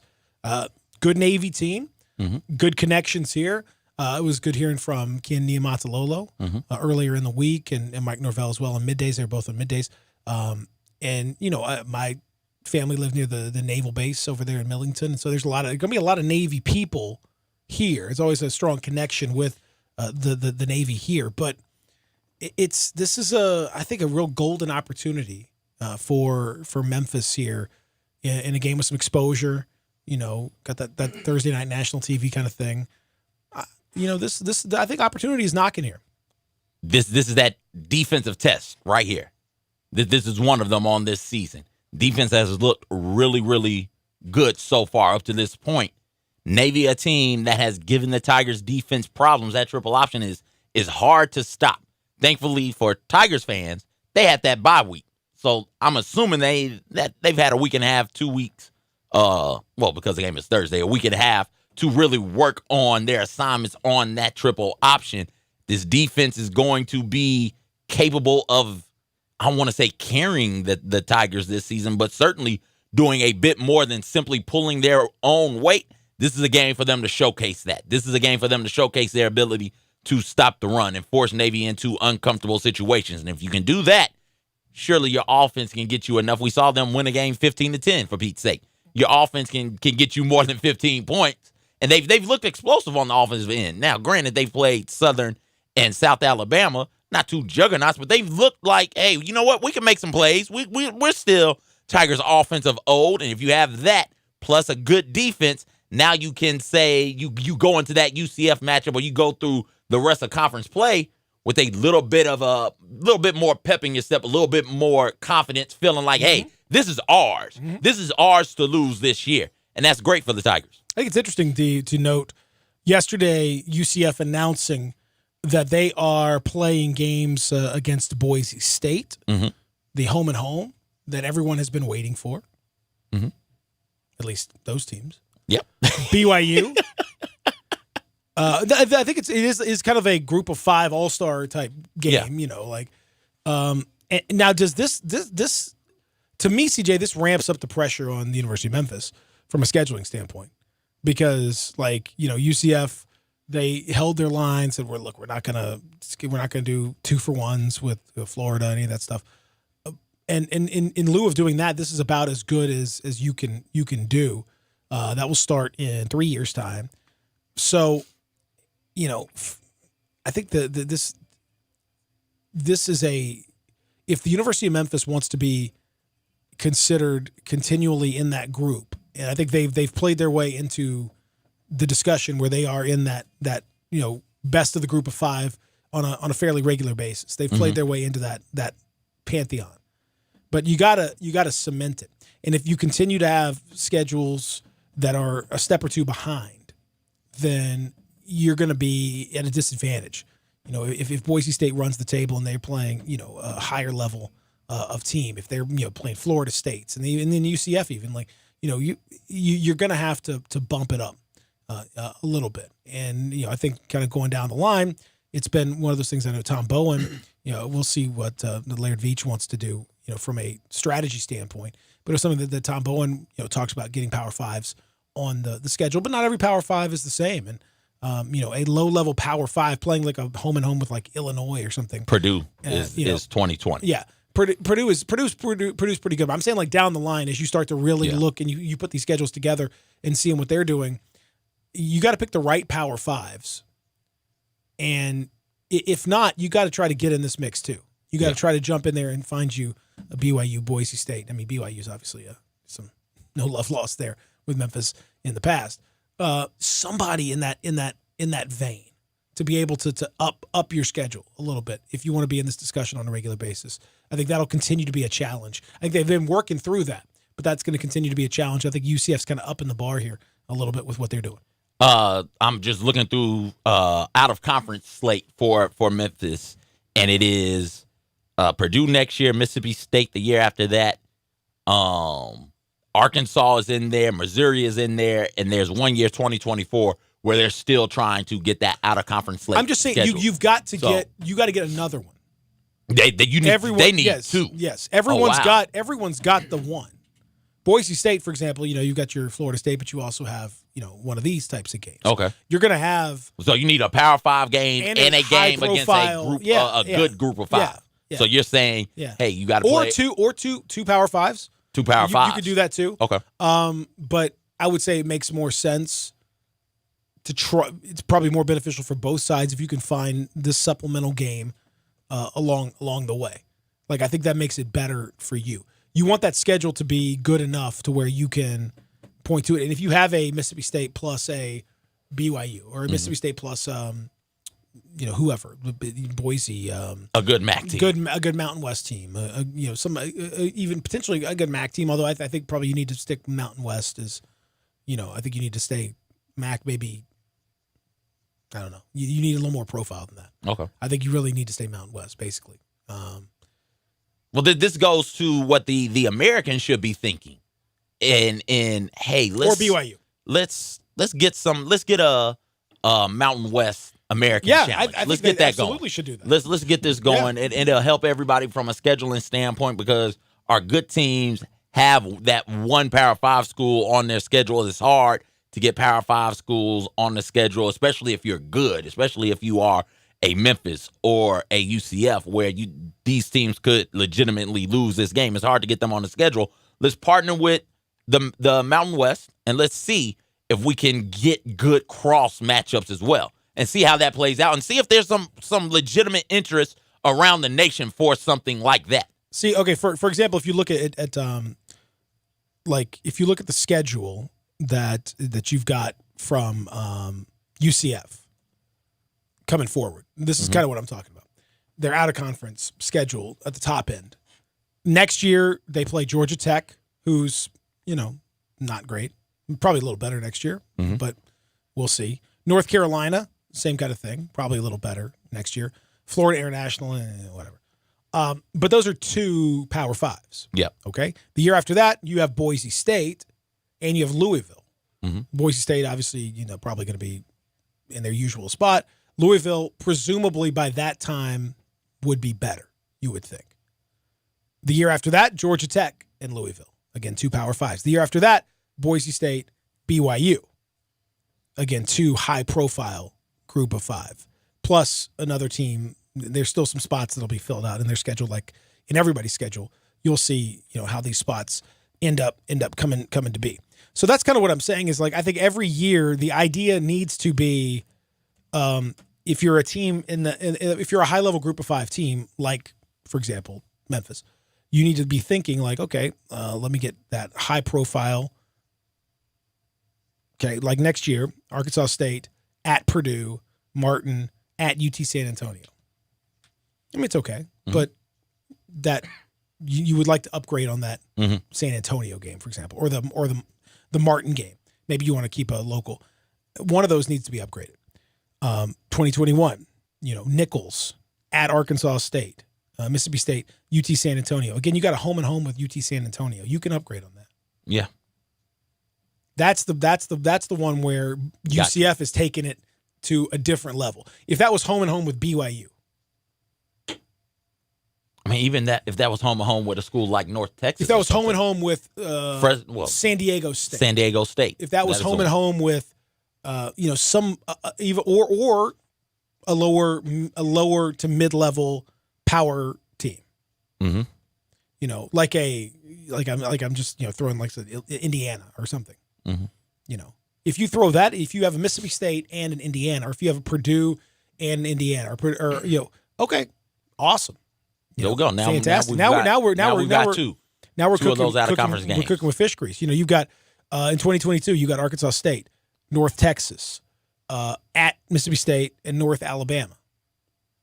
Again, I just feel like the Tigers are going to be a little bit of a disadvantage going forward because it looks like UCF, Boise, and BYU are all consolidating these home and homes within their own ranks. And they're going to have a better non-conference schedule, it would appear, right out of the gate in most years than Memphis is going to have. So that competition for that group of 5 spot within the New Year's Six, you're already kind of starting behind the 8 ball a little bit. So, going further out, 2023, you still got a spot open. You got Missouri on the schedule. Fill that spot in 2023, with somebody a little more potent. Try to find that extra little something, and then 2024 and on down the line, you've got, Arkansas schedule coming up later on, that 2-for-1 starting in 2025. Add to it. Yeah. But you have to me, that's the next priority, is taking that out of conference schedule on a consistent basis. If you think and you feel like you're really going to be, this is a permanent deal, like you've turned the corner and you're going to be in that mix forever, then you got to schedule for that. And I think UCF is they've upped the ante a little bit. So now you got to respond, and you got to add that second compelling non-conference game, not just the one. Yeah. Like this year, you got the Ole Miss. Great. There needs to be another. There needs to be another one. That there eventually is going to get to the point to where there has to be another. Yeah. One. If you want one of these seasons is not going to be enough to simply be undefeated. One of these seasons is going to be an undefeated Memphis or undefeated American and undefeated Boise State. And then it is, okay, well, where do we go from here? And as Memphis, while Memphis has ascended to that upper echelon of group of 5 teams, they aren't, perception-wise, they aren't what Central Florida and Boise State are, teams who here recently have started the season ranked and climb up the rankings with wins and have people pushing and advocating for them to not get to a New Year's Six Bowl, but to get to the playoffs. Like Memphis doesn't have that sort of hype, that sort of perception around them. The way you go about doing that, though, is getting multiple tough games, multiple marquee games on your schedule. And you're right, because like if they go undefeated this year with Central Florida's loss, and while the American has done some great things, knocking off Maryland's and UCLA's and other Power 5 teams, Boise State is still there. So even if Memphis runs the table and Boise State runs the table, who is the committee going to select? Probably Boise State, because Boise State will be the higher ranked of the two. And if you had just one more tough game on the schedule, one more game against, like you said, a middle of the pack to lower tier Power 5 or an upper echelon group of 5 team, and it doesn't even have to be, I'm not saying it has to be a division champion even. It could be North Texas. It could be somebody of that ilk, somebody in the upper tier of their conference. If you have one of those games, one more of those, maybe that could be enough to get you ahead of your group of 5 peers when time comes for the selection for the New Year's Six. I want to see a challenge, a round robin. UCF, Memphis, Boise State, BYU. In a year, they all just play each other. Oh, really? For the king of the king of the G. What are we doing with BYU? BYU's not a group of 5 school. I think they're in between. We perceive, but they are. I mean, they are. They can count either way. They are, but they can count in the CFP rankings as a power if you need them to. But they really aren't. Okay. So they're still not. I mean, they're. Because that's the thing. I don't know how, say, BYU wins out. They got 1 loss. It's a pretty solid schedule for BYU with a couple of pretty impressive wins. They're certainly not getting in a New Year's Six over a Power 5 team, but would they count towards as the group of 5 representative in a New Year's Six Bowl? Because I thought they would only count as a power. Yeah, I think they only count. I think that would be outside. I don't know. They're in between. These damn independents. I don't like it. I don't like it one bit. But for our purposes, they're not part of a Power 5 conference. You sort of perceive them that way, but they're independent. So I don't. No, not. I got. No. Okay. No. That's all I'm saying. Got a hodgepodge schedule for these guys too. They're all over the place. Don't know why you can't add them to the mix. They got openings in 2024, 2025, 2026, and on down the line. You already got a little bad blood between Memphis and BYU. Add it to the mix. Yeah, it would be a fun game to watch. They're looking for opponents. Go get them. Let's take a break. We'll come back and continue here as we roll on through hour number 2 of The Experience. Peter and CJ with you in the Family Leisure Studio, Sports 56, 96.1, 87.7. Sports 56 now has 2 FM homes. You can now find real sports talk on 96.1 as well as 87.7 on your FM dial. Grizz Nation, be the first to guarantee your seats to see the next generation of Grizzlies in the biggest games, the best matchups, and the best giveaways of the season. As all single game tickets go on sale Saturday, September 28th at 10 a.m. For details, call 901-888-HOOP or shop Grizzlies.com.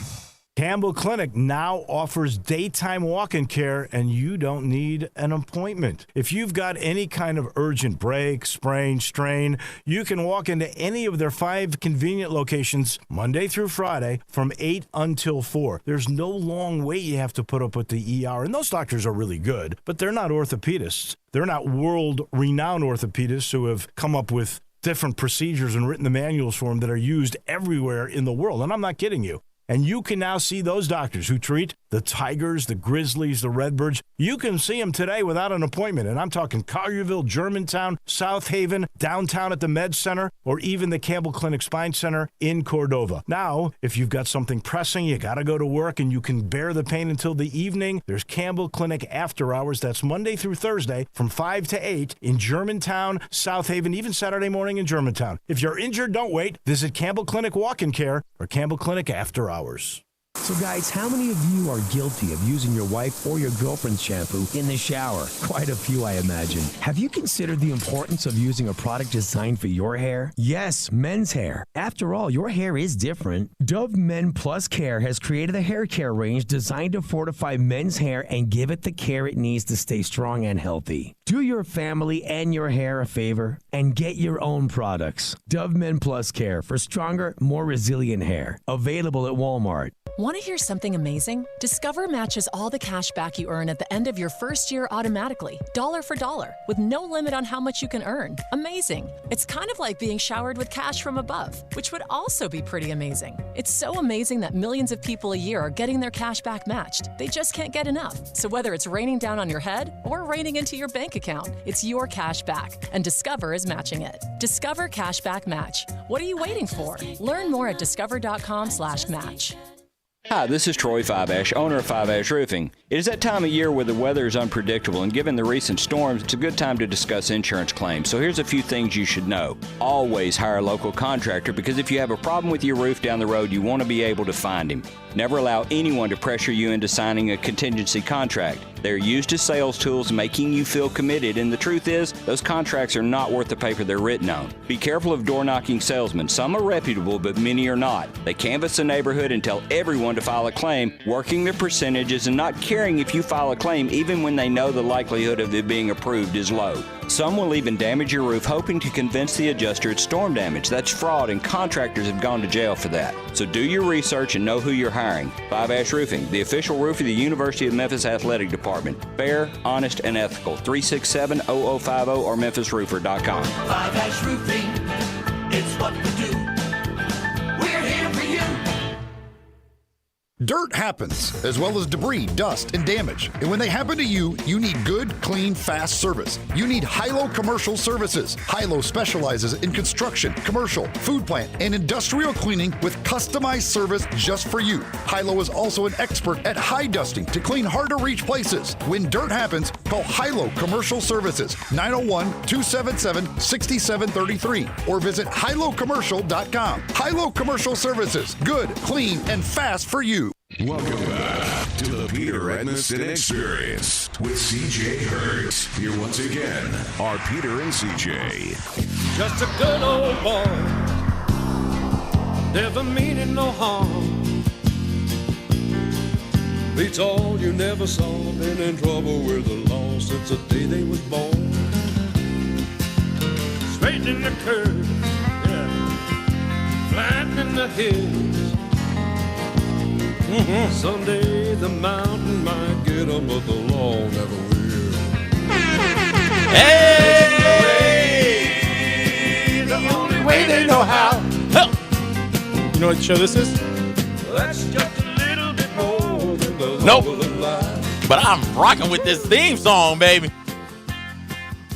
It's Dukes of Hazzard, man. Oh, that's why I don't know it. That's why you don't know it. It was worth watching for certain reasons. I mean, that's the Daisy Duke, cultural icon. That's true. You can't take that away from her. No, you cannot take that away from her. Daisy Duke song. I mean, it's become, you know. Is that 69 Boys? Look at that girl with the Daisy Duke song. I thought that was. I think that's 69 Uncle Luke. Boys. I thought that was Uncle Luke. Every country song ever has a reference to Daisy Dukes. And many rap songs do. I mean, Daisy Duke's the appreciation of Daisy Duke that crosses all lines of cultural. Yeah, 69 Boys. I want you to look at that girl with Daisy Duke's on. Everybody. I'm like, oh, all right. I like Daisy Duke and didn't even know who Daisy Duke was. Texter says Memphis seems scared to play more than one Power 5 school in a year. Memphis should be able to schedule Florida and Virginia Tech pretty easily. I don't know if that's true. That seems a little, I don't know about pretty easily. But I do think that they need to. I mean, scared. I can't look. I'm not gonna get into all that stuff. I just think that it's important for them. If this seems like we're seeing a little bit of a elevation in the group of 5, which is what they should be doing. Like, if you're not going to be able to get into the Power 5, if you're going to be shut out of that whole structure, then to me, you have to do as much as you can within this group, and everyone needs to come together. That's why we talked about the Mountain West and the American. They should absolutely come together and every year try to get as many of their teams together in logical matchups as they possibly can. It benefits everybody. It's more competitive. I mean, a Boise State UCF game in 3 years or whatever, it's going to be 2 years, with both teams potentially ranked. That's like, you could see game day as a whim go to that matchup. I mean, that seems like a perfect spot for them. It's like that's the kind of like buzz that you very rarely, if ever, see with a matchup that does not involve a Power 5 team. I mean, when was the last time you saw a matchup like that could generate that level of attention? That's what you're trying to do. Memphis and Boise would be in that mix. Like you'd say, oh man, that's a big time game. That's a fascinating game. That's there's a lot. Even Memphis, San Diego State to some extent would be like, okay, all right, like this is, there's some interest. It's unusual. That's what I'm wanting to see. I just want to see a general elevation of that kind of a matchup, because you just don't have that built-in advantage, and you can't count on the conference. I mean, you thought Houston was going to be better, and Houston's obviously not going to be that good this year. You just can't count on the conference to bolster you as much as you'd like. So you need to get some of that work done in the non-conference, and they need to be more aggressive in scheduling those. I think one is not enough. You need to go for 2 higher profile games. You definitely need to go for 2. The question I have, while you're right that it would be great for both conferences from a fan perspective, the MWC and the American, to do that interconference matchup. Would it be good for those members though? Because you run the risk of losing those things. And when you lose, like that definitely causes there to be a negative perception of you around the nation and with the pollsters. So while UCF playing Boise State is great, is outstanding, UCF runs a very real possibility of losing that game, and then they start further behind the 8 ball than what they already do. So I wonder if from that standpoint, Memphis is saying, yo, listen, we get 1 and be done with them, because if we are undefeated, it doesn't matter what happens with Boise State and UCF should they lose 1 game. If they lose 1 game, or any of the top-tier group of 5 teams, if they lose 1 game and we're undefeated, we're in, because the American has the clout right now from a group of 5 standpoint. Well, I mean, I don't think that you need to let the fear of failure stop you from ambition. Within those conferences, yeah, the possibility of a loss would hurt them, but the benefit to be gained by the exposure and by the possibility of winning and by catching the right time, the right group, and being able to elevate yourself and to give your fans something to get super excited about. I mean, I think Tiger attendance has gone up. You've seen fan interest continue to rise. I think a higher profile game, that second high profile game, particularly if you can get a home and home with a Boise State type team, would be a big seller. I don't know if you'd sell it out or not, but I think you'd get in the neighborhood. That's a big deal. You probably get some traveling fans because of the nature of it. I'm sure a lot of Boise fans will travel to Orlando. It's a great excuse to leave Boise, to leave, to get the hell out of Boise. Yeah, that's exactly right. But I would imagine a few Memphis fans will go to Boise if in that case, because that would be that's a place you don't often get a chance to go to in a unique kind of environment. But the point is, CJ, you can't let the fear get in you. You can't let the fear get in you. You can't let the fear get in you. Like, to go back to the University of Memphis and to go to the basketball side, Josh Pastner had the opportunity. Roy Williams of the University of North Carolina asked Josh, because he had Leslie McDonald on the squad, and typically Roy likes to bring in local kids to get them back to their local community at least once in there. If he has a kid from out of the area, which I'm sure the vast majority are, he wants for them to play in a place near their home at some point. That's kind of the part of the spiel. If they're going to be a multi-year kid and all that. So he asked Memphis, can we do a home and home or something like that? No interest from Josh Bastner because, again, there was a fear of, what happens if we lose? You got to get those 20 wins. You got to get that whatever that number is. You can't let that fear get in you. You can't. You got to say, look, we might lose it. It's okay, but we're trying to elevate the standard. And, if they don't work together, these conferences are trying to raise their profiles. If they work together, they can do it. And, the ultimate goal is to raise the profile of the conference and to raise the profile of everybody in it. So really, there's not going to be a loser because someone's going to be elevated. It may not be you specifically, but somebody from that group is going to be elevated. And that's what you want. The loser will be the teams that lose. That elevation, yeah. Wait. Hold yeah, on, that's hold deep. on. Wait, That's deep. Process it. Put that on the board. Process it. The loser will be the team that loses. Yeah, because that elevation doesn't happen. The elevation only comes with the winning. And if you lose, there is no elevation there. Nobody says at least they went out and schedule insert team's name here. The loser? The loser is going to be the one who loses. So does that mean the winner is going to be the one that wins? Oftentimes, yes. Oh my God, think about that for a little bit. Let's take that break. We'll come back and let's ruminate on that. Take the break here, if you would, everybody individually, and just think about that and let that wash you. When we come back, Rob Fisher, we're going to talk a little fish nuggets with the man himself from the Odds Couple. It's been hot getting those Grind City units. We'll see. We'll get a Grind City unit update as we continue here on the program. Real Sports Talk, Sports 56 961 87.7.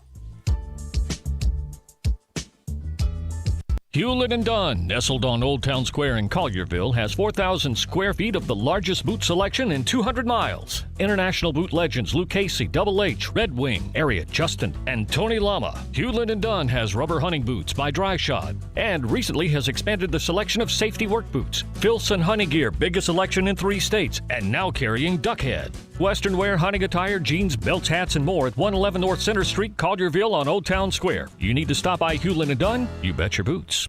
The folks at Homer Skelton Hyundai want to say thank you. Thank you, Memphis, for another spectacular year. They set records, but I can understand why. You think about the product. Where else do you get a 10-year, 100,000-mile limited powertrain warranty? That's what you get on every new car at Homer Skelton Hyundai. Oh, and thank you again for the 11th straight year, the #1 certified pre-owned car dealership in all of Memphis. It starts with that product, but then it goes to the shopper assurance. Where else do you go where you get transparent pricing, flexible test drive, take the car for a couple of days if you want, streamlined buying process? You're not going to be there all day, in and out. And then, and I have not seen this anywhere else, the 3-day worry-free exchange. You buy a new car, if you've got any buyer's remorse, you've got 3 days to change your mind. Just get on Lamar, take it into Mississippi, the first exit's Craft Road, turn left, and go see Chris True and all the gang at Homer Skelton Hyundai. At CDW, we get when there's something going around the office. It's smart to work away from the office. Gesundheit. That's why you should have CDW orchestrate a mobility solution using the Lenovo ThinkPad 480 with Intel 8th generation core processor. It'll keep you productive everywhere, even out of the office. Does anyone have hand sanitizer? IT orchestration by CDW. People who get it. Find out more at cdw.com/Lenovo client.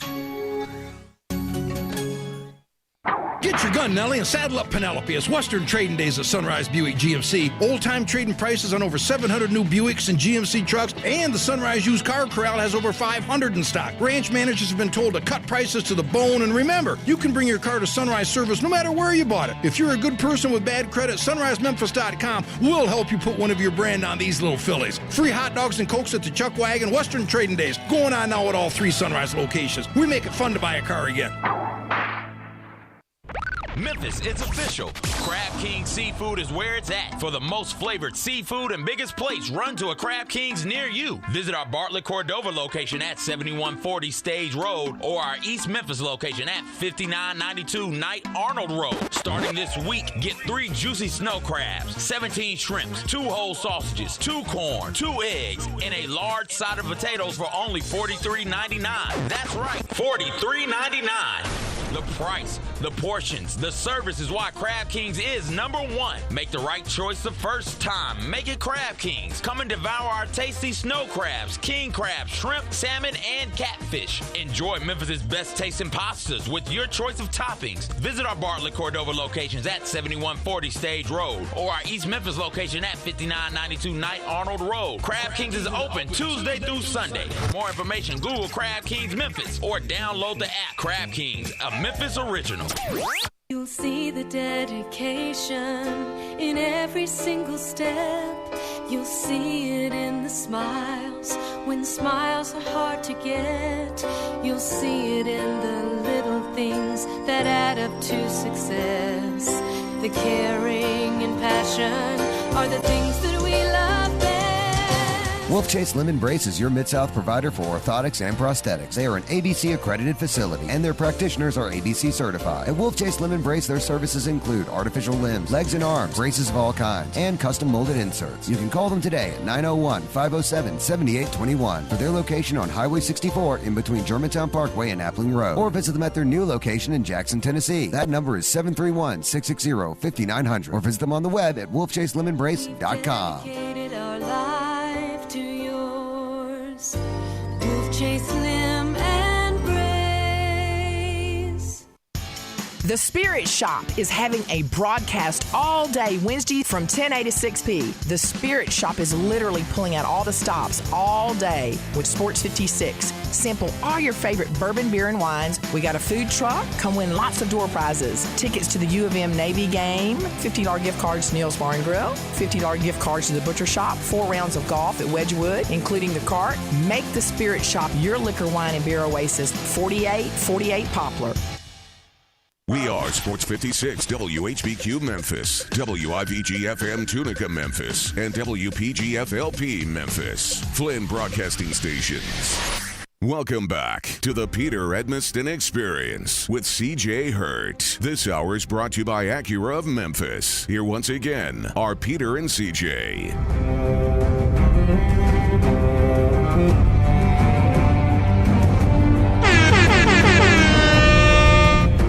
I love that. One of the greatest theme songs of all time. It's phenomenal. You know, I went to the concert, the Game of Thrones concert, in St. Louis. St. Louis, yeah. It was awesome.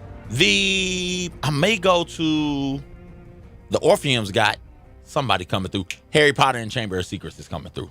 Orchestra. Harry Potter? Harry Potter. I'm pretty sure that's what it is. I may be headed to that. You bringing your wand? I always bring my wand. Never know what might pop off. You could Nostradamus or whatever it was your spell was earlier.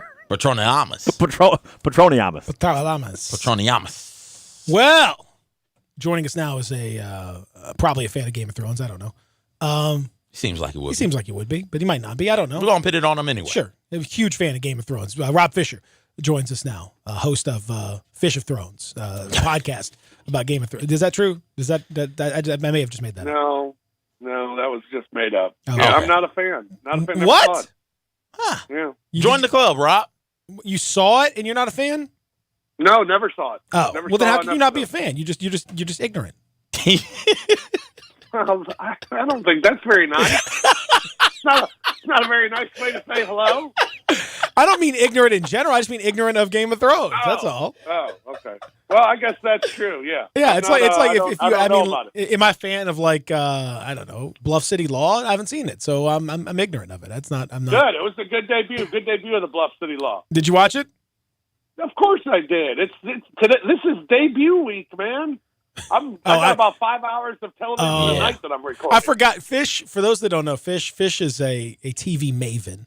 And he's following the seasons. When the season hits, he's got them all DVR'd. He watches them all, gives them a quick review, thumbs up, thumbs down. Is he going to continue watching throughout? Yeah. I can't imagine how much TV that you have to go through, Fish. It's difficult. It's a busy week. It's a busy week. Bluff City Law, good show, good first show. The Prodigal Son was a good start on that one. That was interesting. I don't know how great it's going to be, but certainly it's got another viewing left in it. We'll see how it goes. But it was interesting. It was good for a first show. Bob loves Abishola. Oh, that's my show. I love that. Don't do me that way, Rob. Here's the thing. It was okay. I'll watch it again, but there is zero chance in hell that show lasts. Zero.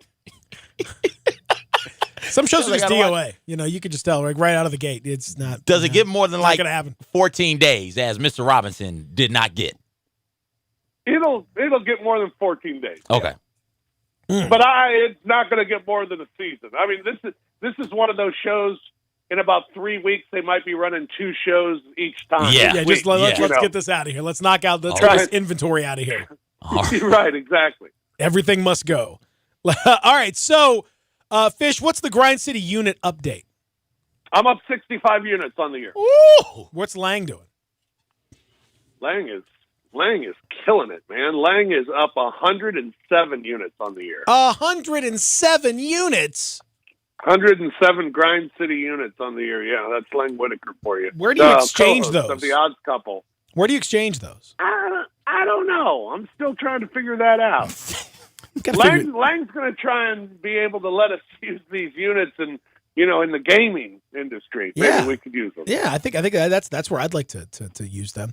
CJ's terrible picks are living up to their name. Yeah, baby. At a 7-12-1 this year, so we're right where we need to be. If you faded CJ, you're going to be up a lot of units. Mm-hmm. I am hovering around. I'm 11-9-1, so a little over 500. About good. 550, 560. I'll take it. Good week. Last week, Fish.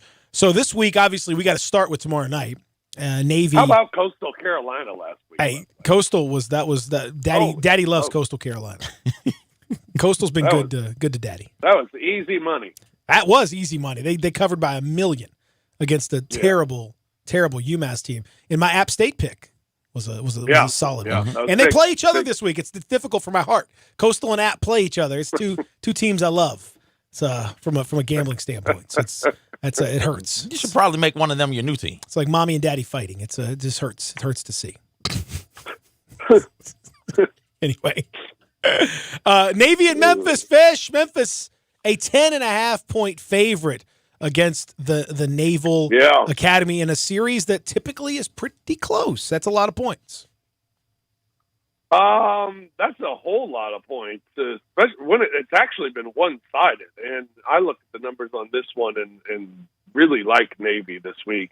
Navy has covered their last 5 games. Navy is an underdog 99-60 against the spread as an underdog in the last 159 times they've been a dog. On the road, sample. That's a big sample. On the road since 1992, 83-45 against the spread. Against conference opponents, 50-29 against the spread. Now, Memphis has won 17 of the last 18 non-Saturday games, so that bodes well as far as the straight-up pick of Memphis and Memphis winning the ball game. They have lost their last 2 conference openers, however, but they've covered 7 of their last 8 at home, 25-11 against the spread as a 10.5 to 21-point favorite for the Memphis Tigers. But here's the one stat that I really can't get out of my mind. Memphis, when they allow 200 or more rushing yards, 3-32. 3-32 when they allow 200 or more rushing yards. Navy is averaging 371.5 per game. Now, head-to-head between these two teams, Navy's 3-1 straight up. Navy has covered all 4 meetings that they've ever had. And Navy is averaging 349 rushing yards per game against Memphis. Again, they're averaging close to 350 rushing yards per game, and Memphis, when they allow 200 rushing yards, 3-32. Now, head-to-head, the last 2 meetings have also gone under. and the total's gone under in 4 of Navy's last 5 games on the road. I think Navy's the pick with the points this week, and under is the number this week for Memphis and Navy. Navy and the under. I'm close to that. I don't know if it's one of Rob's favorite games of the week, though. But it's a real heavy lean. Units on the line. Units on the line. Like smooth criminal lean? Yes, exactly like that. All right. It's a very heavy lean. Elsewhere in the American, Central Florida, coming off their first loss in the regular season, like 3 seasons, something like crazy like that. They started as a 40-point favorite over UConn, and that line has moved.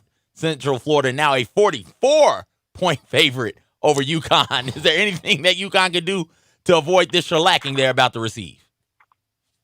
I don't think so, but boy, is that number crazy. I mean, Central Florida certainly is the play, especially coming off the loss last week. Central Florida, the numbers are still amazing. 17-1 their last 18 games at home, 23-2 in their last 25 games. They've covered 20 of their last 28 games over the last 3 years, and they're 12-4 against the spread when they are a favorite. UCF is certainly the play. 42.5 is always a little bit scary, but UConn is that bad. Now, 5 of the last 6 games between these two teams have gone over as well. And if you're going to take UCF minus the 42.5, you go ahead and take the over on it as well. So I'm saying UCF and the over on this one, and you'll be fine to go. I see it at 43 now. My goodness, that is crazy. It's a lot, but again, you can.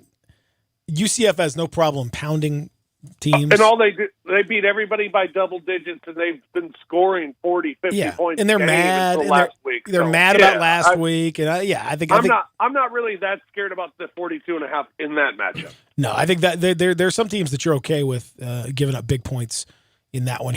I'm asking you this game just also for you to talk a little bit about what's going on with CJ's team, Michigan. Rutgers goes to Michigan. 27.5 is the number. 48 is the total. And Michigan, sucks. So that's a thing. And they got shellacked last week. They've looked pretty bad just in general. Should have probably lost to Army.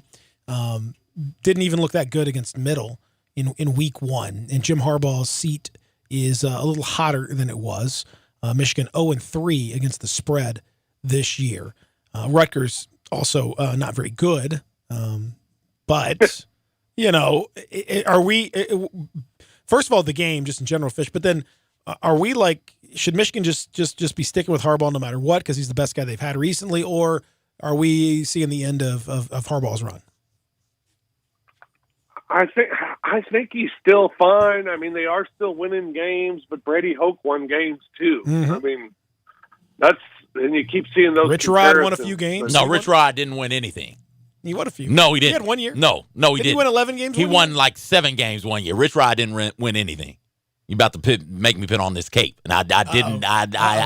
No, he didn't win anything.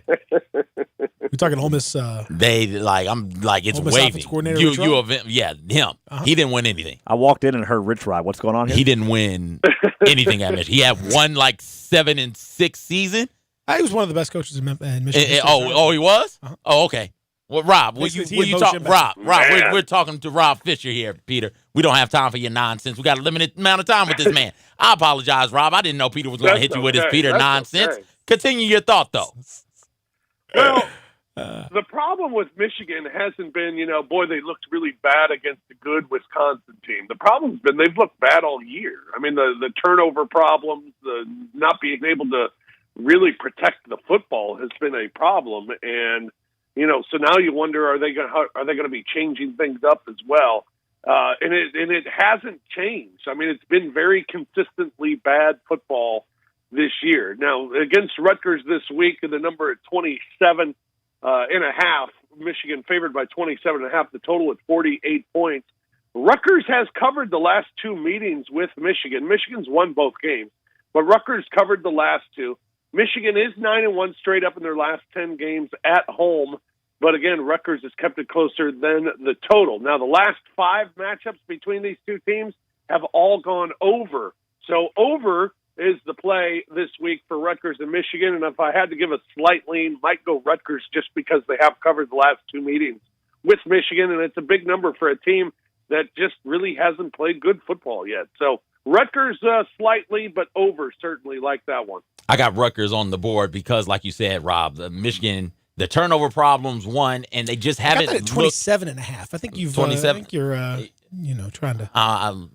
Sneak in an extra point here. I don't. It doesn't matter. Michigan's not going to beat Rutgers or anybody by more than 10, 11 points. Like that. That's just not. That would be an not all-time low to beat Rutgers by less than 20 points. Well, no, that's not. That can't be an all-time low. But no, you didn't. It feels like it. Appalachian State happened. I mean, you didn't see that Ohio State game. Like there's been a lot of lows. That the team that obliterated Michigan last week, Wisconsin, is open at a 21-point favorite against Northwestern, who just allowed Michigan State to score all of the touchdowns last week. Mm-hmm. All of them. Yeah, I'm not very happy with that. Is Wisconsin just going to? Is this a name your score game for Wisconsin? Can they continue to keep things rolling? I don't know. Did you see Pat Fitzgerald this week? Not a happy camper this week. No. Yeah, it was. Hashtag, what is it? What was the hashtag? Hashtag I don't care. Yeah, hashtag I don't care. Yeah. Yeah, hashtag I don't care. That was really good. Take wasn't that. it? Hashtag that. Northwestern's still a very good team against the number. Wisconsin 19-3 straight up in their last 20. They weren't for me last week, Fish. I'm not very happy with Northwestern right now. No, they weren't for me last awful. week. Hey, hashtag I don't care.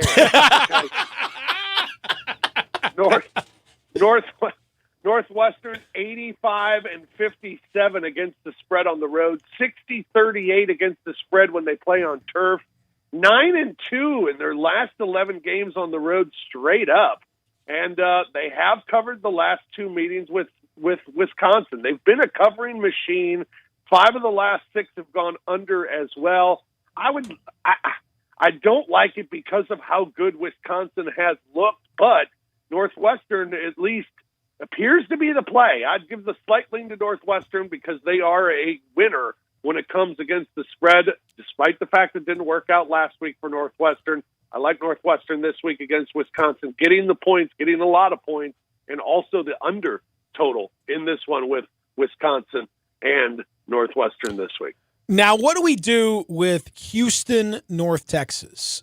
Houston has been really, ravaged by the De'Aaron King situation. The red shirt now put on the senior who's going to stick around, and we'll see what happens next year. I mean, maybe all of a sudden Oklahoma comes calling, he's graduated, who knows? But for now, at least he's got to hop in the portal first. I mean, that portal's it's always open. It's always open. Just hop in, man. But North Texas right now, hosting Houston, is a 6-point favorite.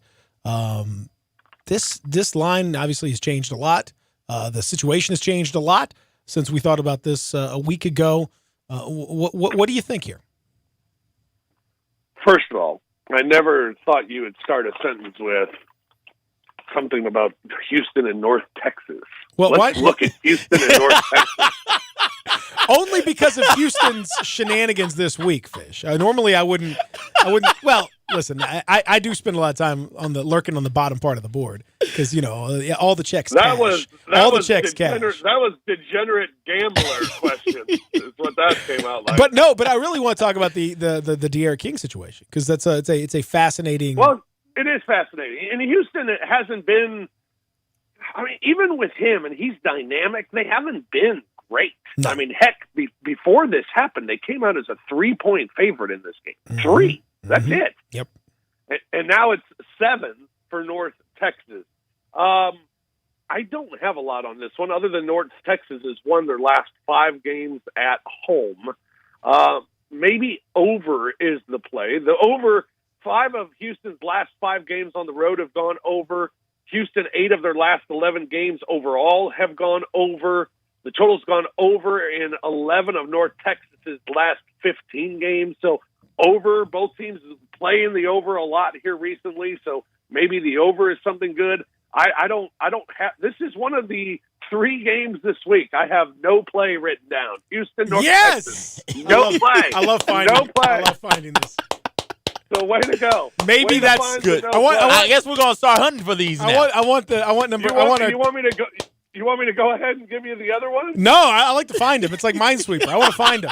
Okay. All right. There are two others. I like Find them out I there. like to know. One of them that I know is definitely Actually, one of them is listed as never play. Yeah. So All right, good luck finding listen. that one. Okay, so I'm going to avoid that one for now because I know you got big opinions and big numbers on this one. Mississippi State at Auburn. Auburn coming off of a splendid performance, really, really good for like 50 minutes, and then they kind of like sort of let the rope go a little bit for a small period of that game. That made it look a little more respectable for Texas A&M, but for the most part, Auburn drubbed Texas A&M. In College Station. So are we on a good Gus year? Auburn minus 11 against a feisty, but perhaps not overpowered Mississippi State here. The public seems to really want to jump on that Auburn train. I'm feeling kind of contrarian today, Fish. I got to say, I'm my little lean is going towards Mississippi State here. Yeah, I'm liking Auburn every week. I think they're looking better. Mississippi State every week. I keep wondering, what is Mississippi State? Yeah. Who are they? Yeah. I mean, what kind of team is this? And is Garrett Schrader any good as a quarterback? I don't know. He seems to be more Nick Fitzgerald, and that was something that Joe Moorhead didn't seem to like last year, and that's why he brought in Tommy Stevens. And then Stevens has these weird injuries that he has to keep missing time, and they bring in Schrader, and he's more Fitzgerald-like. And I don't know. And one week they look terrible defensively against Kansas State, and then they come back and play pretty well defensively last week against Kentucky. So State's been really hard to figure this week. Now, as far as the numbers are concerned for this one, Auburn's covered all 4 games this year. They've covered their last 5 going back to last year. They've covered their last 2 as a home favorite. They haven't been a very good home favorite against the number, but they have covered their last 2 this year. They're 24-3 at home when they are a ranked team, including winning 19 of their last 21 home games. Auburn head-to-head has won 13 of the last 18, but here's where it gets a little tricky. They did lose the last one, and 3 of the last 4 meetings at Auburn have been decided by 8 or fewer points. 6 of the last 7 in the series have gone under. Auburn's gone under in 6 of their last 9 at home. State has gone under in 7 of their last 8 road games.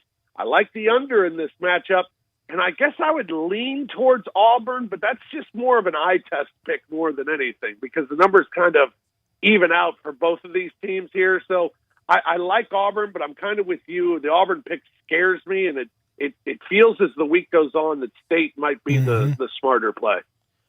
Baylor opened as a 3.5-point favorite over Iowa State.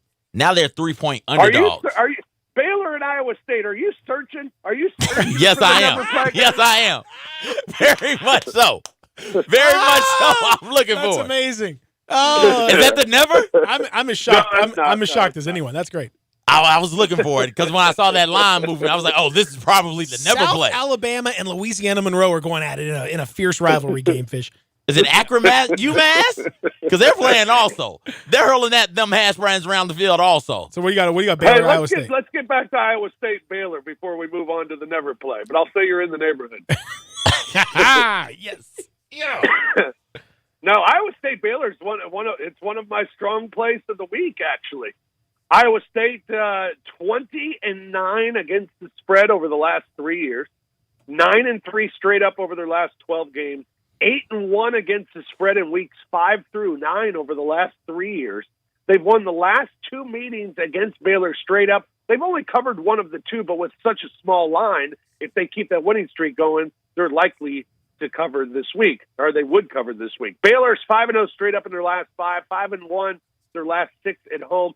Iowa State, the play. I like Iowa State a lot this week over Baylor on the road. One of well, no, I'm not going to do it. I'll do it at the end. I'm almost. I mean, this is the. What do you mean? I'm so tempted but I'll save it for the very end. What Fish? What do we do here with our friend Will Muschamp and South Carolina? South Carolina is such a weird program, And they're coming off of a really bad performance. Just got housed by Missouri, and they had the whole controversy with the Helinski Hope thing, and just a weird time for the program. And they host Kentucky, and I don't know. I mean, this feels like kind of a survival match in the midst of the SEC East. What do you think here? Yeah, it does feel that way. And Kentucky just didn't play well last week. I think Kentucky played hard last week. Mm-hmm. They just didn't play very well. South Carolina is starting to look like, especially with the injury at quarterback, they're kind of, although Helinski was great the first couple of games, he just, I think, regressed to the mean last week more than anything. Kentucky's been really good against the number, despite last week's loss. Before that, they've been really good. 3-1 against the spread so far in the year. 5-1 against the spread in their last 6. 14-9 against the spread as a dog. Now, they have lost 33 of their last 43 on the road and 31 of their last 37 SEC road games, although they've gotten better. Last year, that number got better with the way that they played. Now, head-to-head, Kentucky's won 5 straight. They've covered all 5. They've won 2 straight at South Carolina. And they've gone under in 4 of the last 5, including the last 2. Kentucky is the play, and the under is the play. You just feel like at some point South Carolina is going to have a stingy defense, and South Carolina is going to come together offensively and make some plays. But, boy, the way that offense is playing right now, I think that's very difficult to figure out that that's going to happen. I mean, they can't rely on Rico Dowdle against Kentucky. That's just not going to be enough. I like Kentucky this week getting the points, just getting a couple of points, but I'll take them on the road and also take the under in Columbia, South Carolina. I'd like to get that to 3 if I could, but that would buy the point, man. Yeah, buy it. If we unfortunately we don't have a function to buy the point in our situation, but I wish we could. No, the game that I think is we have a historic game this week, Fish. Really, I mean, it's a historic one. It's one I'm tempted to bet just to say that I did it. Akron and UMass. Yeah. One of the great games. Two teams, Fish, 0-4 against the spread each thus far this year, and of course 0-4 in the game of life. Both have lost every game by a million. Both have been horrendous. Both have been great teams to bet against all year. It's awful, and it's maybe my favorite game of the week. I just love it. And who are you leaning to? And I'm leaning. I'm taking Akron, baby. I want Akron minus the 6.5 on the road. I think UMass is so bad that they're going to lose by double-digit points to the Zips of Akron. But very rare, Fish, that this time of year you have 2 teams that have played 4 games and have lost all of them against the spread, and all of them by 1 million points. So I'm I'm pointing this out as a little notable one, because you don't get almost into October and see teams that are just miserable like this. This is a misery bowl, and I love it. I love every bit of it. I may watch this game like the Dolphins playing the Redskins. Yeah, come on. It would be the same sort of deal. Very, very, very similar deal. You're exactly right about that. Dolphins could probably beat both these teams. Akron is 2-11 against the spread on turf. Akron is 1-6. Does UMass play on turf? Is that I don't even know if they play on turf. Yeah, that's on turf. Okay. All right. Yeah, they're playing on turf. Fair enough. Akron is 1-6 against the spread when they are a favorite. Oh, that's not good. Akron is 2-10 against the spread on the road. That's not good, is it? That's not good. No, that doesn't seem good. No, that's not good. UMass is 1-5 against the spread. Their last 6 that's at not home. Good. That's not good either. UMass is 1-9 against the spread as an underdog. Good Lord. That's also not good. Okay. This is a very movable object against a very stoppable force. That's why I love this game. 6 of Akron's last 8 games on the road have gone under. Okay. 4 of UMass's last 5 games at home have gone over. This one is the very special never. Yay! Never. Well, I'm playing. Put it on the board. Akron minus 6.5. I'm taking it. Let's do it. Let's play. Let's roll the dice. Let's do Trends this. will change this week. Trends will change. So, minus what? 6.5. Yeah, that's right. That's right. Holy smokes. Texas A&M, Arkansas, real fast, Fish, then we got to go. Texas A&M, Arkansas.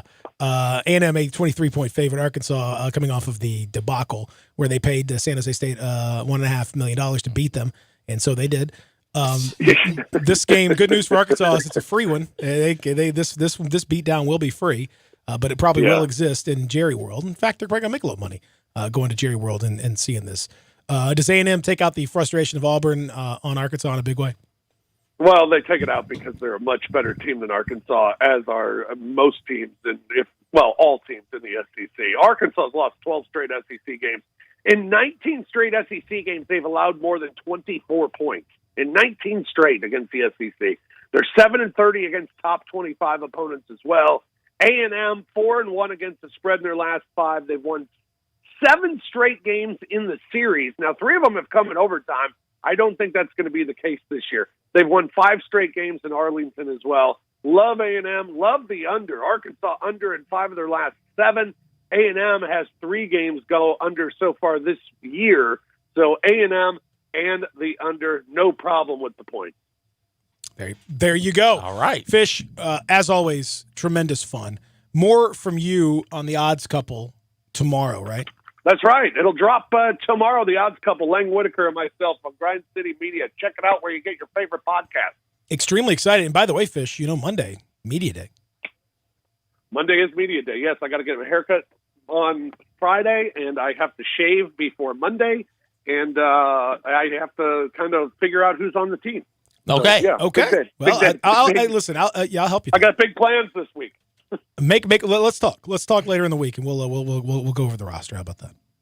I appreciate it. My man Rob Fisher, he's the best. I love it. We found the never play, and I'm playing it. That's what it's all about. Fish, thanks, buddy. Thanks, Rob. All right, guys. All right, Rob Fisher, he's the best. The Fish Nation on Twitter. Please check him out. We'll take a break. We'll come back and continue here. Remember, middays, Johnny Boy, Wolo and Stats, all at the Spirit Shop right there, Poplar and St. Nick. But it's right down Poplar. It's a little wooden building right there, Spirit Shop. It's where the action's going to be. Food truck, giveaways, Memphis Navy tickets, ba-bing, ba-bang, ba-boom. It's all there. Go see them. 10 to 6, we're blowing it all out. We weren't invited, but that's okay. That's because we get up too early. That's true. That's true. But 10 to 6, baby, let's roll. So get over there. We'll come back. Sports 56 96 187.7. Check out Dave Voloshin and Brett Norsworthy with Sports Time. Weekdays from 3 till 6 on Sports 56, 96.1, and 87.7. Hi, this is John Conway with Conway Services. Did you pay a big repair bill on your existing heating and air conditioning system this year? Is your energy-guzzling heating and air conditioning system on its last leg and you think it's worth nothing? Good news, it's buyback days at Conway Services. We'll buy back your repair bill this year up to $1,500 toward the purchase of select Carrier Infinity systems. That's right, we'll buy back your repair bill up to $1,500, even if we didn't do the repair. Just show us your repair receipt from any company and we'll buy your repair back. If you didn't have a repair bill this year, we'll give you up to $1,500 trade-in on that old energy-guzzling system toward the purchase of select Carrier Infinity systems. When air conditioners get old and inefficient, the cost of repairs and high utility costs could almost pay for a new system. So call Conway Services, the Mid-South's premier heating, cooling, plumbing, and electric service company at 384-3511. And the first 30 callers with a 10-year-old heating and air conditioning system will come out and inspect it absolutely free. Call 384-3511. Conway Services. Call Conway today.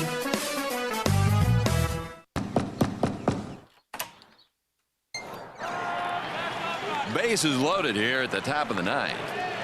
And the pitch. And it's out of here. We deliver baseball caps, mitts, and everything you need to get ready for the game. But what you really get when FedEx knocks on your door is so much more. FedEx Delivery. Game day spirit. What we deliver by delivering. Get your gun, Nelly, and saddle up Penelope. It's Western Trading Days at Sunrise Buick GMC. Old-time trading prices on over 700 new Buicks and GMC trucks, and the Sunrise Used Car Corral has over 500 in stock. Branch managers have been told to cut prices to the bone, and remember, you can bring your car to Sunrise Service no matter where you bought it. If you're a good person with bad credit, SunriseMemphis.com will help you put one of your brand on these little fillies. Free hot dogs and Cokes at the Chuck Wagon. Western Trading Days going on now at all 3 Sunrise locations. We make it fun to buy a car again. Want to bet? Las Vegas is miles away. The sports books at Hollywood Casino Tunica and First Jackpot Casino are much closer. We're your 50-yard line, behind home plate, center court ticket to real odds, points, and over-unders. We've got all the action, the largest video screens, and the best prop bets in town. So come place your bets at the sports books at Hollywood Casino Tunica and First Jackpot Casino. Must be 21 years or older. Gambling problem? Call 1-888-777-9696. The Spirit Shop is having a broadcast all day Wednesday from 10 a to 6 p. The Spirit Shop is literally pulling out all the stops all day with Sports 56. Sample all your favorite bourbon, beer, and wines. We got a food truck. Come win lots of door prizes. Tickets to the U of M Navy game, $50 gift cards to Neil's Bar and Grill, $50 gift cards to the Butcher Shop, 4 rounds of golf at Wedgwood, including the cart. Make the Spirit Shop your liquor, wine, and beer oasis. 4848 Poplar. Welcome back to the Peter Edmiston Experience with CJ Hurt. This hour is brought to you by Acura of Memphis. Here once again are Peter and CJ.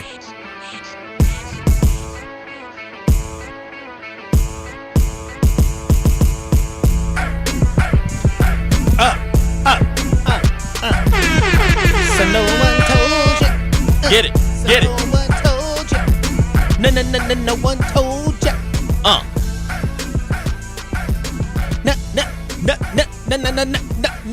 No one told you.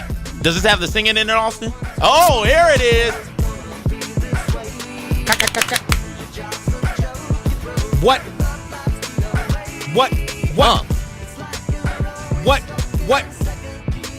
Second gear, y'all. We're gonna break Turn it up. Turn it up. This is the part right here. Oh man, the bass is kicking.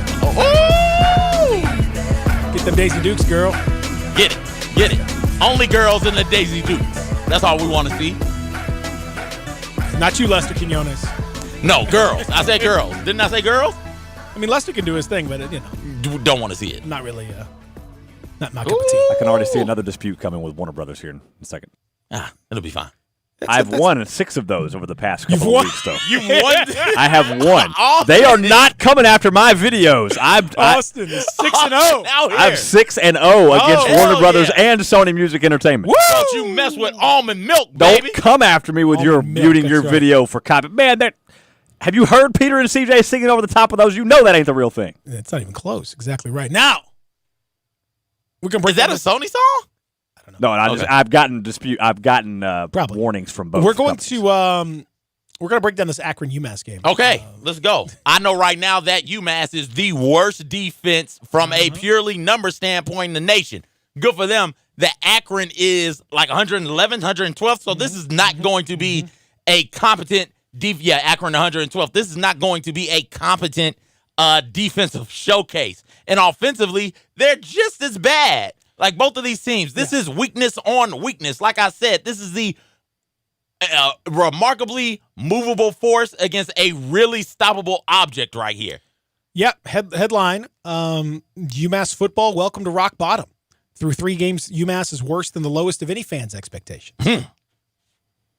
So, yeah, they've lost by 25 to Southern Illinois, who is an FCS team.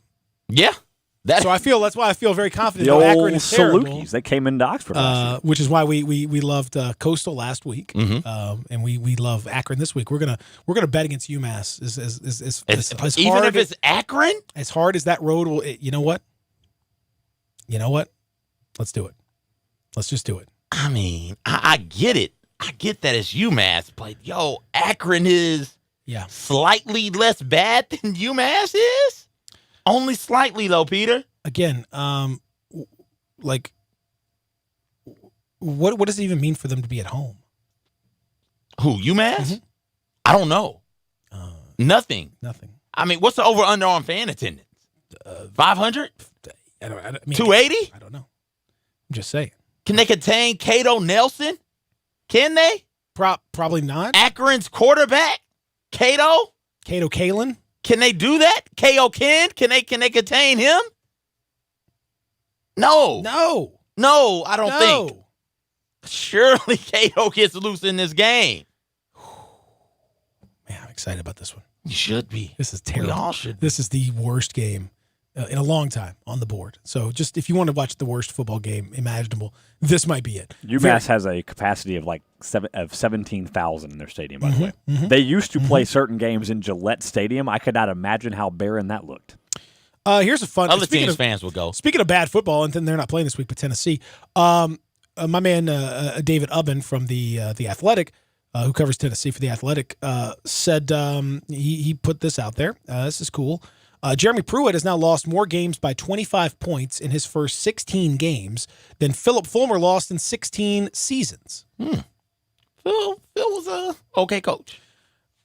There was that stretch towards the end that wasn't as good. To me, it's less about Philip Fulmer and more about Jeremy Pruitt. Well, I was trying not to go there. With Why? it. Why? I just don't like it when you get angry, man. Well, too bad. Guess Fire what? burns with it. No, I'm angry.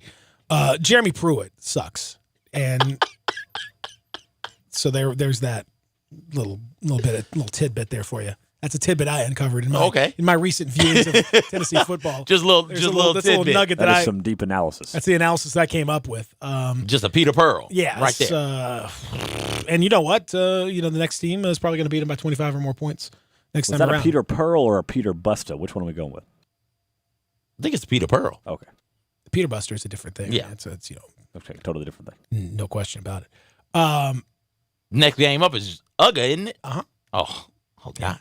Yeah. All right. Yeah. Well, that might be the same result as Ole Miss is about to have this weekend with Alabama, like 70-0. See, I'm kind of, I'm kind of, I don't know, like, it's hard to tell with Alabama and Ole Miss. It's weird. It was weird with Hugh Freeze. Now in Alabama, like they'll sneak in those games, where sometimes they just kind of sort of go through the motions and still win by like 28, but the number's 35.5. Mm-hmm. In Ole Miss, I mean, I don't. The defense theoretically is better. You've got the fact that you've said this much. You've got a lot more confidence than I do. I'm not even trying to hide the fact that I think Alabama could win by 100. That's the thing. Alabama. It's all about what they want to do. It Alabama could be 80-0 at halftime. I mean, Alabama's if beaten Alabama Ole Miss.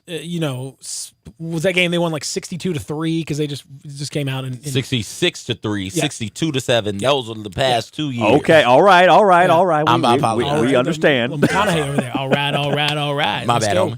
homie. So they could absolutely do it, but are they gonna want to put that hammer down again, or will we? I'd be inclined to take Alabama if I were going to take this game, but I'd much rather bet Akron and UMass.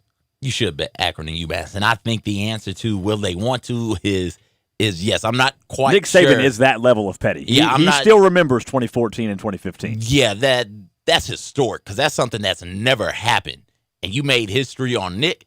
I think Nick is going to remember the fact that you won back-to-back games as a program, and for the next couple of years try and embarrass you. I think it is. It's cool. It never happened. You had never seen it because it never happened. I know, but now look at where we generations are. of people have never seen it because it never happened. Like, that's amazing. You got to live it. There are people who were born in the 40s but now I'm who didn't living get here. mediocrity and misery for the foreseeable future. I'll just take the good. Remember the good times. Remember the time you went down to Tuscaloosa and won. That was great. Yeah, live in that moment. I do like that. We did learn earlier this season, though, that when Alabama is living in the moment, Josh Jacobs revealed he was on the Dan Patrick Show a couple weeks ago, and he said that Nick Saban likes to hear D's nuts jokes. Oh yeah, I saw that. So that seems fun, He said, Who doesn't like a good He said D's one nuts day. joke? He said one day I caught like 5 passes in a row, and he was like, "Hey, Josh, if you want to hold all the balls, hold these." I was like, "What, coach?" And he said, Speaking of, that that receiving core is so good. They're sitting there playing deadgum rock, paper, scissors to decide who wants to run what route because it's too easy. Yeah, I mean they were playing like Southern at that point, but still.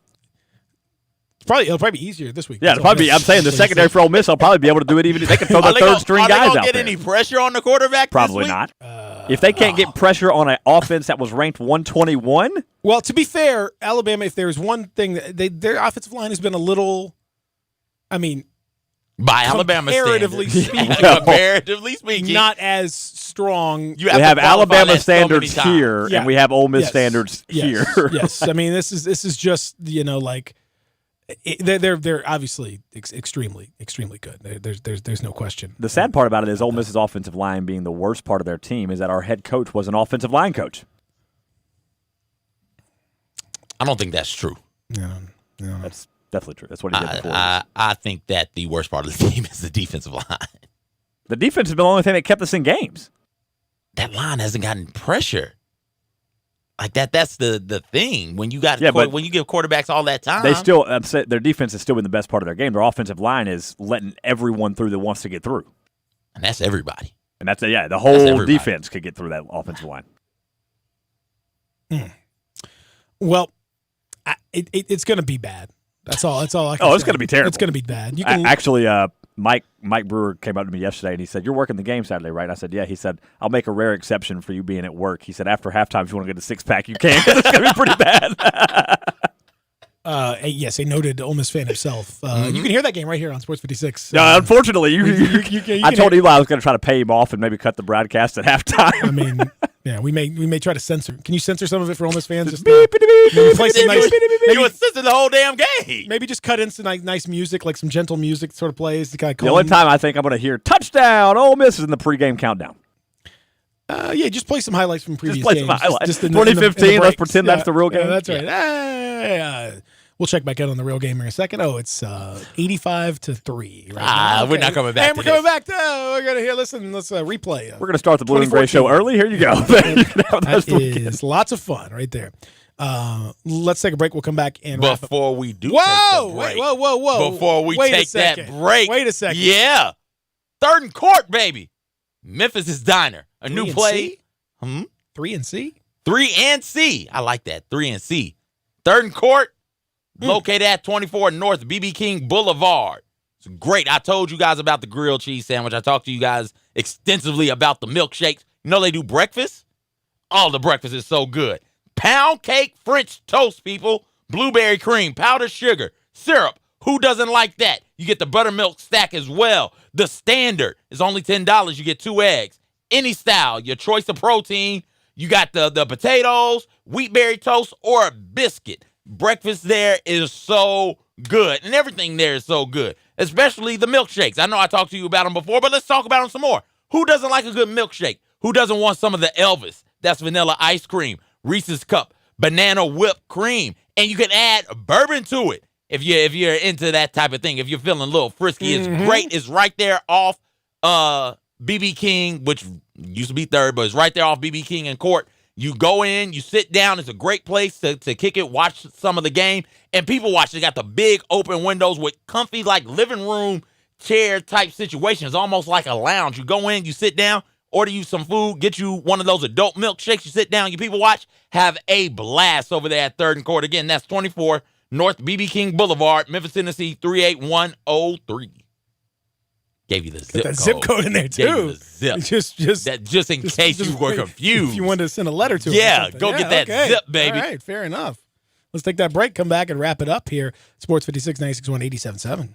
Get happy with Johnny Radio's Happy Hour. Weekday afternoons from 1 till 3 on Sports 56, 96.1, and 87.7. Hewlett & Dunn, nestled on Old Town Square in Collierville, has 4,000 square feet of the largest boot selection in 200 miles. International boot legends Luke Casey, Double H, Red Wing, Ariat, Justin, and Tony Lama. Hewlett & Dunn has rubber hunting boots by Dry Shod and recently has expanded the selection of safety work boots. Filson Hunting Gear, biggest selection in 3 states, and now carrying Duckhead. Western wear, hunting attire, jeans, belts, hats, and more at 111 North Center Street, Collierville on Old Town Square. You need to stop by Hewlett & Dunn? You bet your boots. Tee it up at Edwin Watts Golf Shops this year with the new 2019 fall arrivals. Introducing the strikingly new T-Series irons from Titleist, featuring the T100 iron designed as a player's iron, the T200 iron, a player's distance iron, and the T300 iron, the complete game improvement iron. All pure Titleist. Let us help you find the right set and get custom fit today. Just a few of the new releases you'll find at Edwin Watts Golf Shops, home with a 90-day 100% satisfaction guarantee, serving golfers since 1968. Want to hear something amazing? Discover matches all the cash back you earn at the end of your first year automatically, dollar for dollar, with no limit on how much you can earn. Amazing. It's kind of like being showered with cash from above, which would also be pretty amazing. It's so amazing that millions of people a year are getting their cash back matched. They just can't get enough. So whether it's raining down on your head or raining into your bank account, it's your cash back, and Discover is matching it. Discover Cashback Match. What are you waiting for? Learn more at discover.com/match. Hi, folks. Rob Walker, Infiniti of Memphis, and we've got a new Infiniti crossover vehicle that has raised the standard of comparison to a new level. Imagine having both sports car performance and eco-friendly efficiency on demand, working together to empower every driving experience. The result of 20 years of engineering, QX50's award-winning variable compression turbo engine is the world's only engine of its kind. Like two engines in one, it delivers a combination of power and efficiency that is truly in a category all its own, and only Infiniti has it. You'll never sacrifice performance for the sake of efficiency again. And QX50 MSRP starts at only $36,550, which is less than its Acura, Audi, and Mercedes competitors. Add to that QX50's award-winning sumptuous interior, and you have the best combination of performance and comfort in the mid-size crossover segment. MSRP excludes destination charge, tax, title, license, and options. Infiniti of Memphis or online at infinityofmemphis.com. Welcome back to the Peter Edmiston Experience with CJ Hurt. This hour is brought to you by Acura of Memphis. Here once again are Peter and CJ. Hey. I'd like to take a minute, just sit right there, tell you how I became the prince of a town called. Hey! You mentioned, Mr. Announcer Man mentioned that the hour is brought to you by our friends at Acura of Memphis. You can find them online at AcuraMemphis.com. And if you're from West Philadelphia, from North Memphis, or from Bel Air, anywhere in between, you need to go and check out my friends at Acura of Memphis, because now is the time for you to upgrade. Upgrade! Get something better. Whatever you're driving now, unless it is a brand new or certified pre-owned Acura, you can upgrade. How about a 2020 Acura RDX with that 10-speed automatic engine? You can get lease rates as low as $409 per month. That ILX with the 8-speed dual clutch, as low as $239 per month. We're talking about incredible lease rates happening right now over at Acura of Memphis. You can take that to the next level. Get you a 2020 TLX. It's as low as $299 per month. Whatever you're paying right now, you might be paying a whole lot more than that, and not in nearly as nice of an automobile. Go and check it out, and you'd be shocked at what you can save at the Certified Performance APR event. It's happening right now over at Acura of Memphis. AcuraofMemphis.com. That's where you'll find the great folks over at Acura of Memphis, 385 in Ridgeway, too. So just around the corner from us. Zip code 38115. Because got to give out the zips, baby. How else are we going to know how to get there? See, that's exactly right. I mean, come on. That's just how it that's just how it works. Give me them zips. So I mentioned coming up next too. We've got over in middays, 10 to 1, Spirit Shop, Johnny Radio 1 to 3, Willow and Stats 3 to 6. What's happening on middays though? What's going on? Coming up on middays today, they have Jerry Palm coming up at 11 o'clock. Talk a little college football. We have dinner and a movie at 11:45. Steve Macy will be coming on at 11:25. Talk a little Tigers football as they get ready for Navy. And then Sigmund Bloom coming on to answer all your fantasy football questions. Your favorite subject, Peter, at noon. I do believe Spirit Shop is in the 38117 area. What's their fax number? I'm working on that now.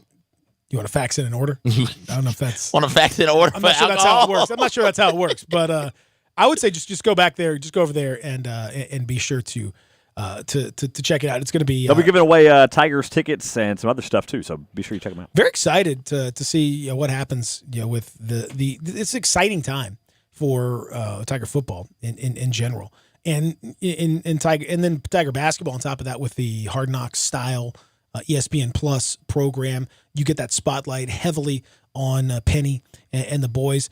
This has the potential. I'm not necessarily a historian, as many folks are, but I would have to think. We had somebody probably maybe a couple weeks ago talking about this. The combination of everything that's happening for the University of Memphis, this has the potential to be the most exciting time for Memphis fans in ever. Has there ever been a time when the football team has been this good and the basketball team is this potentially good and exciting? I mean, it's rare the football team's this good, period, historically. But the basketball team's far more often good. But at the same time, I don't think so. If you're a Tiger fan, man, I don't know what else do you want? Nothing. Don't act like you've been there before either. Lose your bleeping mind. Go crazy. Knock it out, man. You think it's a big crowd tomorrow night? Yes. How big? 45? 40? 35? 30? No, they've been like 33, 30. 37. That wouldn't be that big. 5-1? That wouldn't be that big to me. 37,521 is what I think. That wouldn't be that. To me, that wouldn't be that. That's pretty big. Very precise number. That's pretty big. To me, that wouldn't be that big of a crowd. I'm taking the over on that. Okay. You taking the over on 37,521? I am. Okay. We'll see. Spirit Shop. That's real fun. The middays boys. They're coming up next. Greg and Eli. Thank everybody except CJ. Have a great day, y'all. Whatever.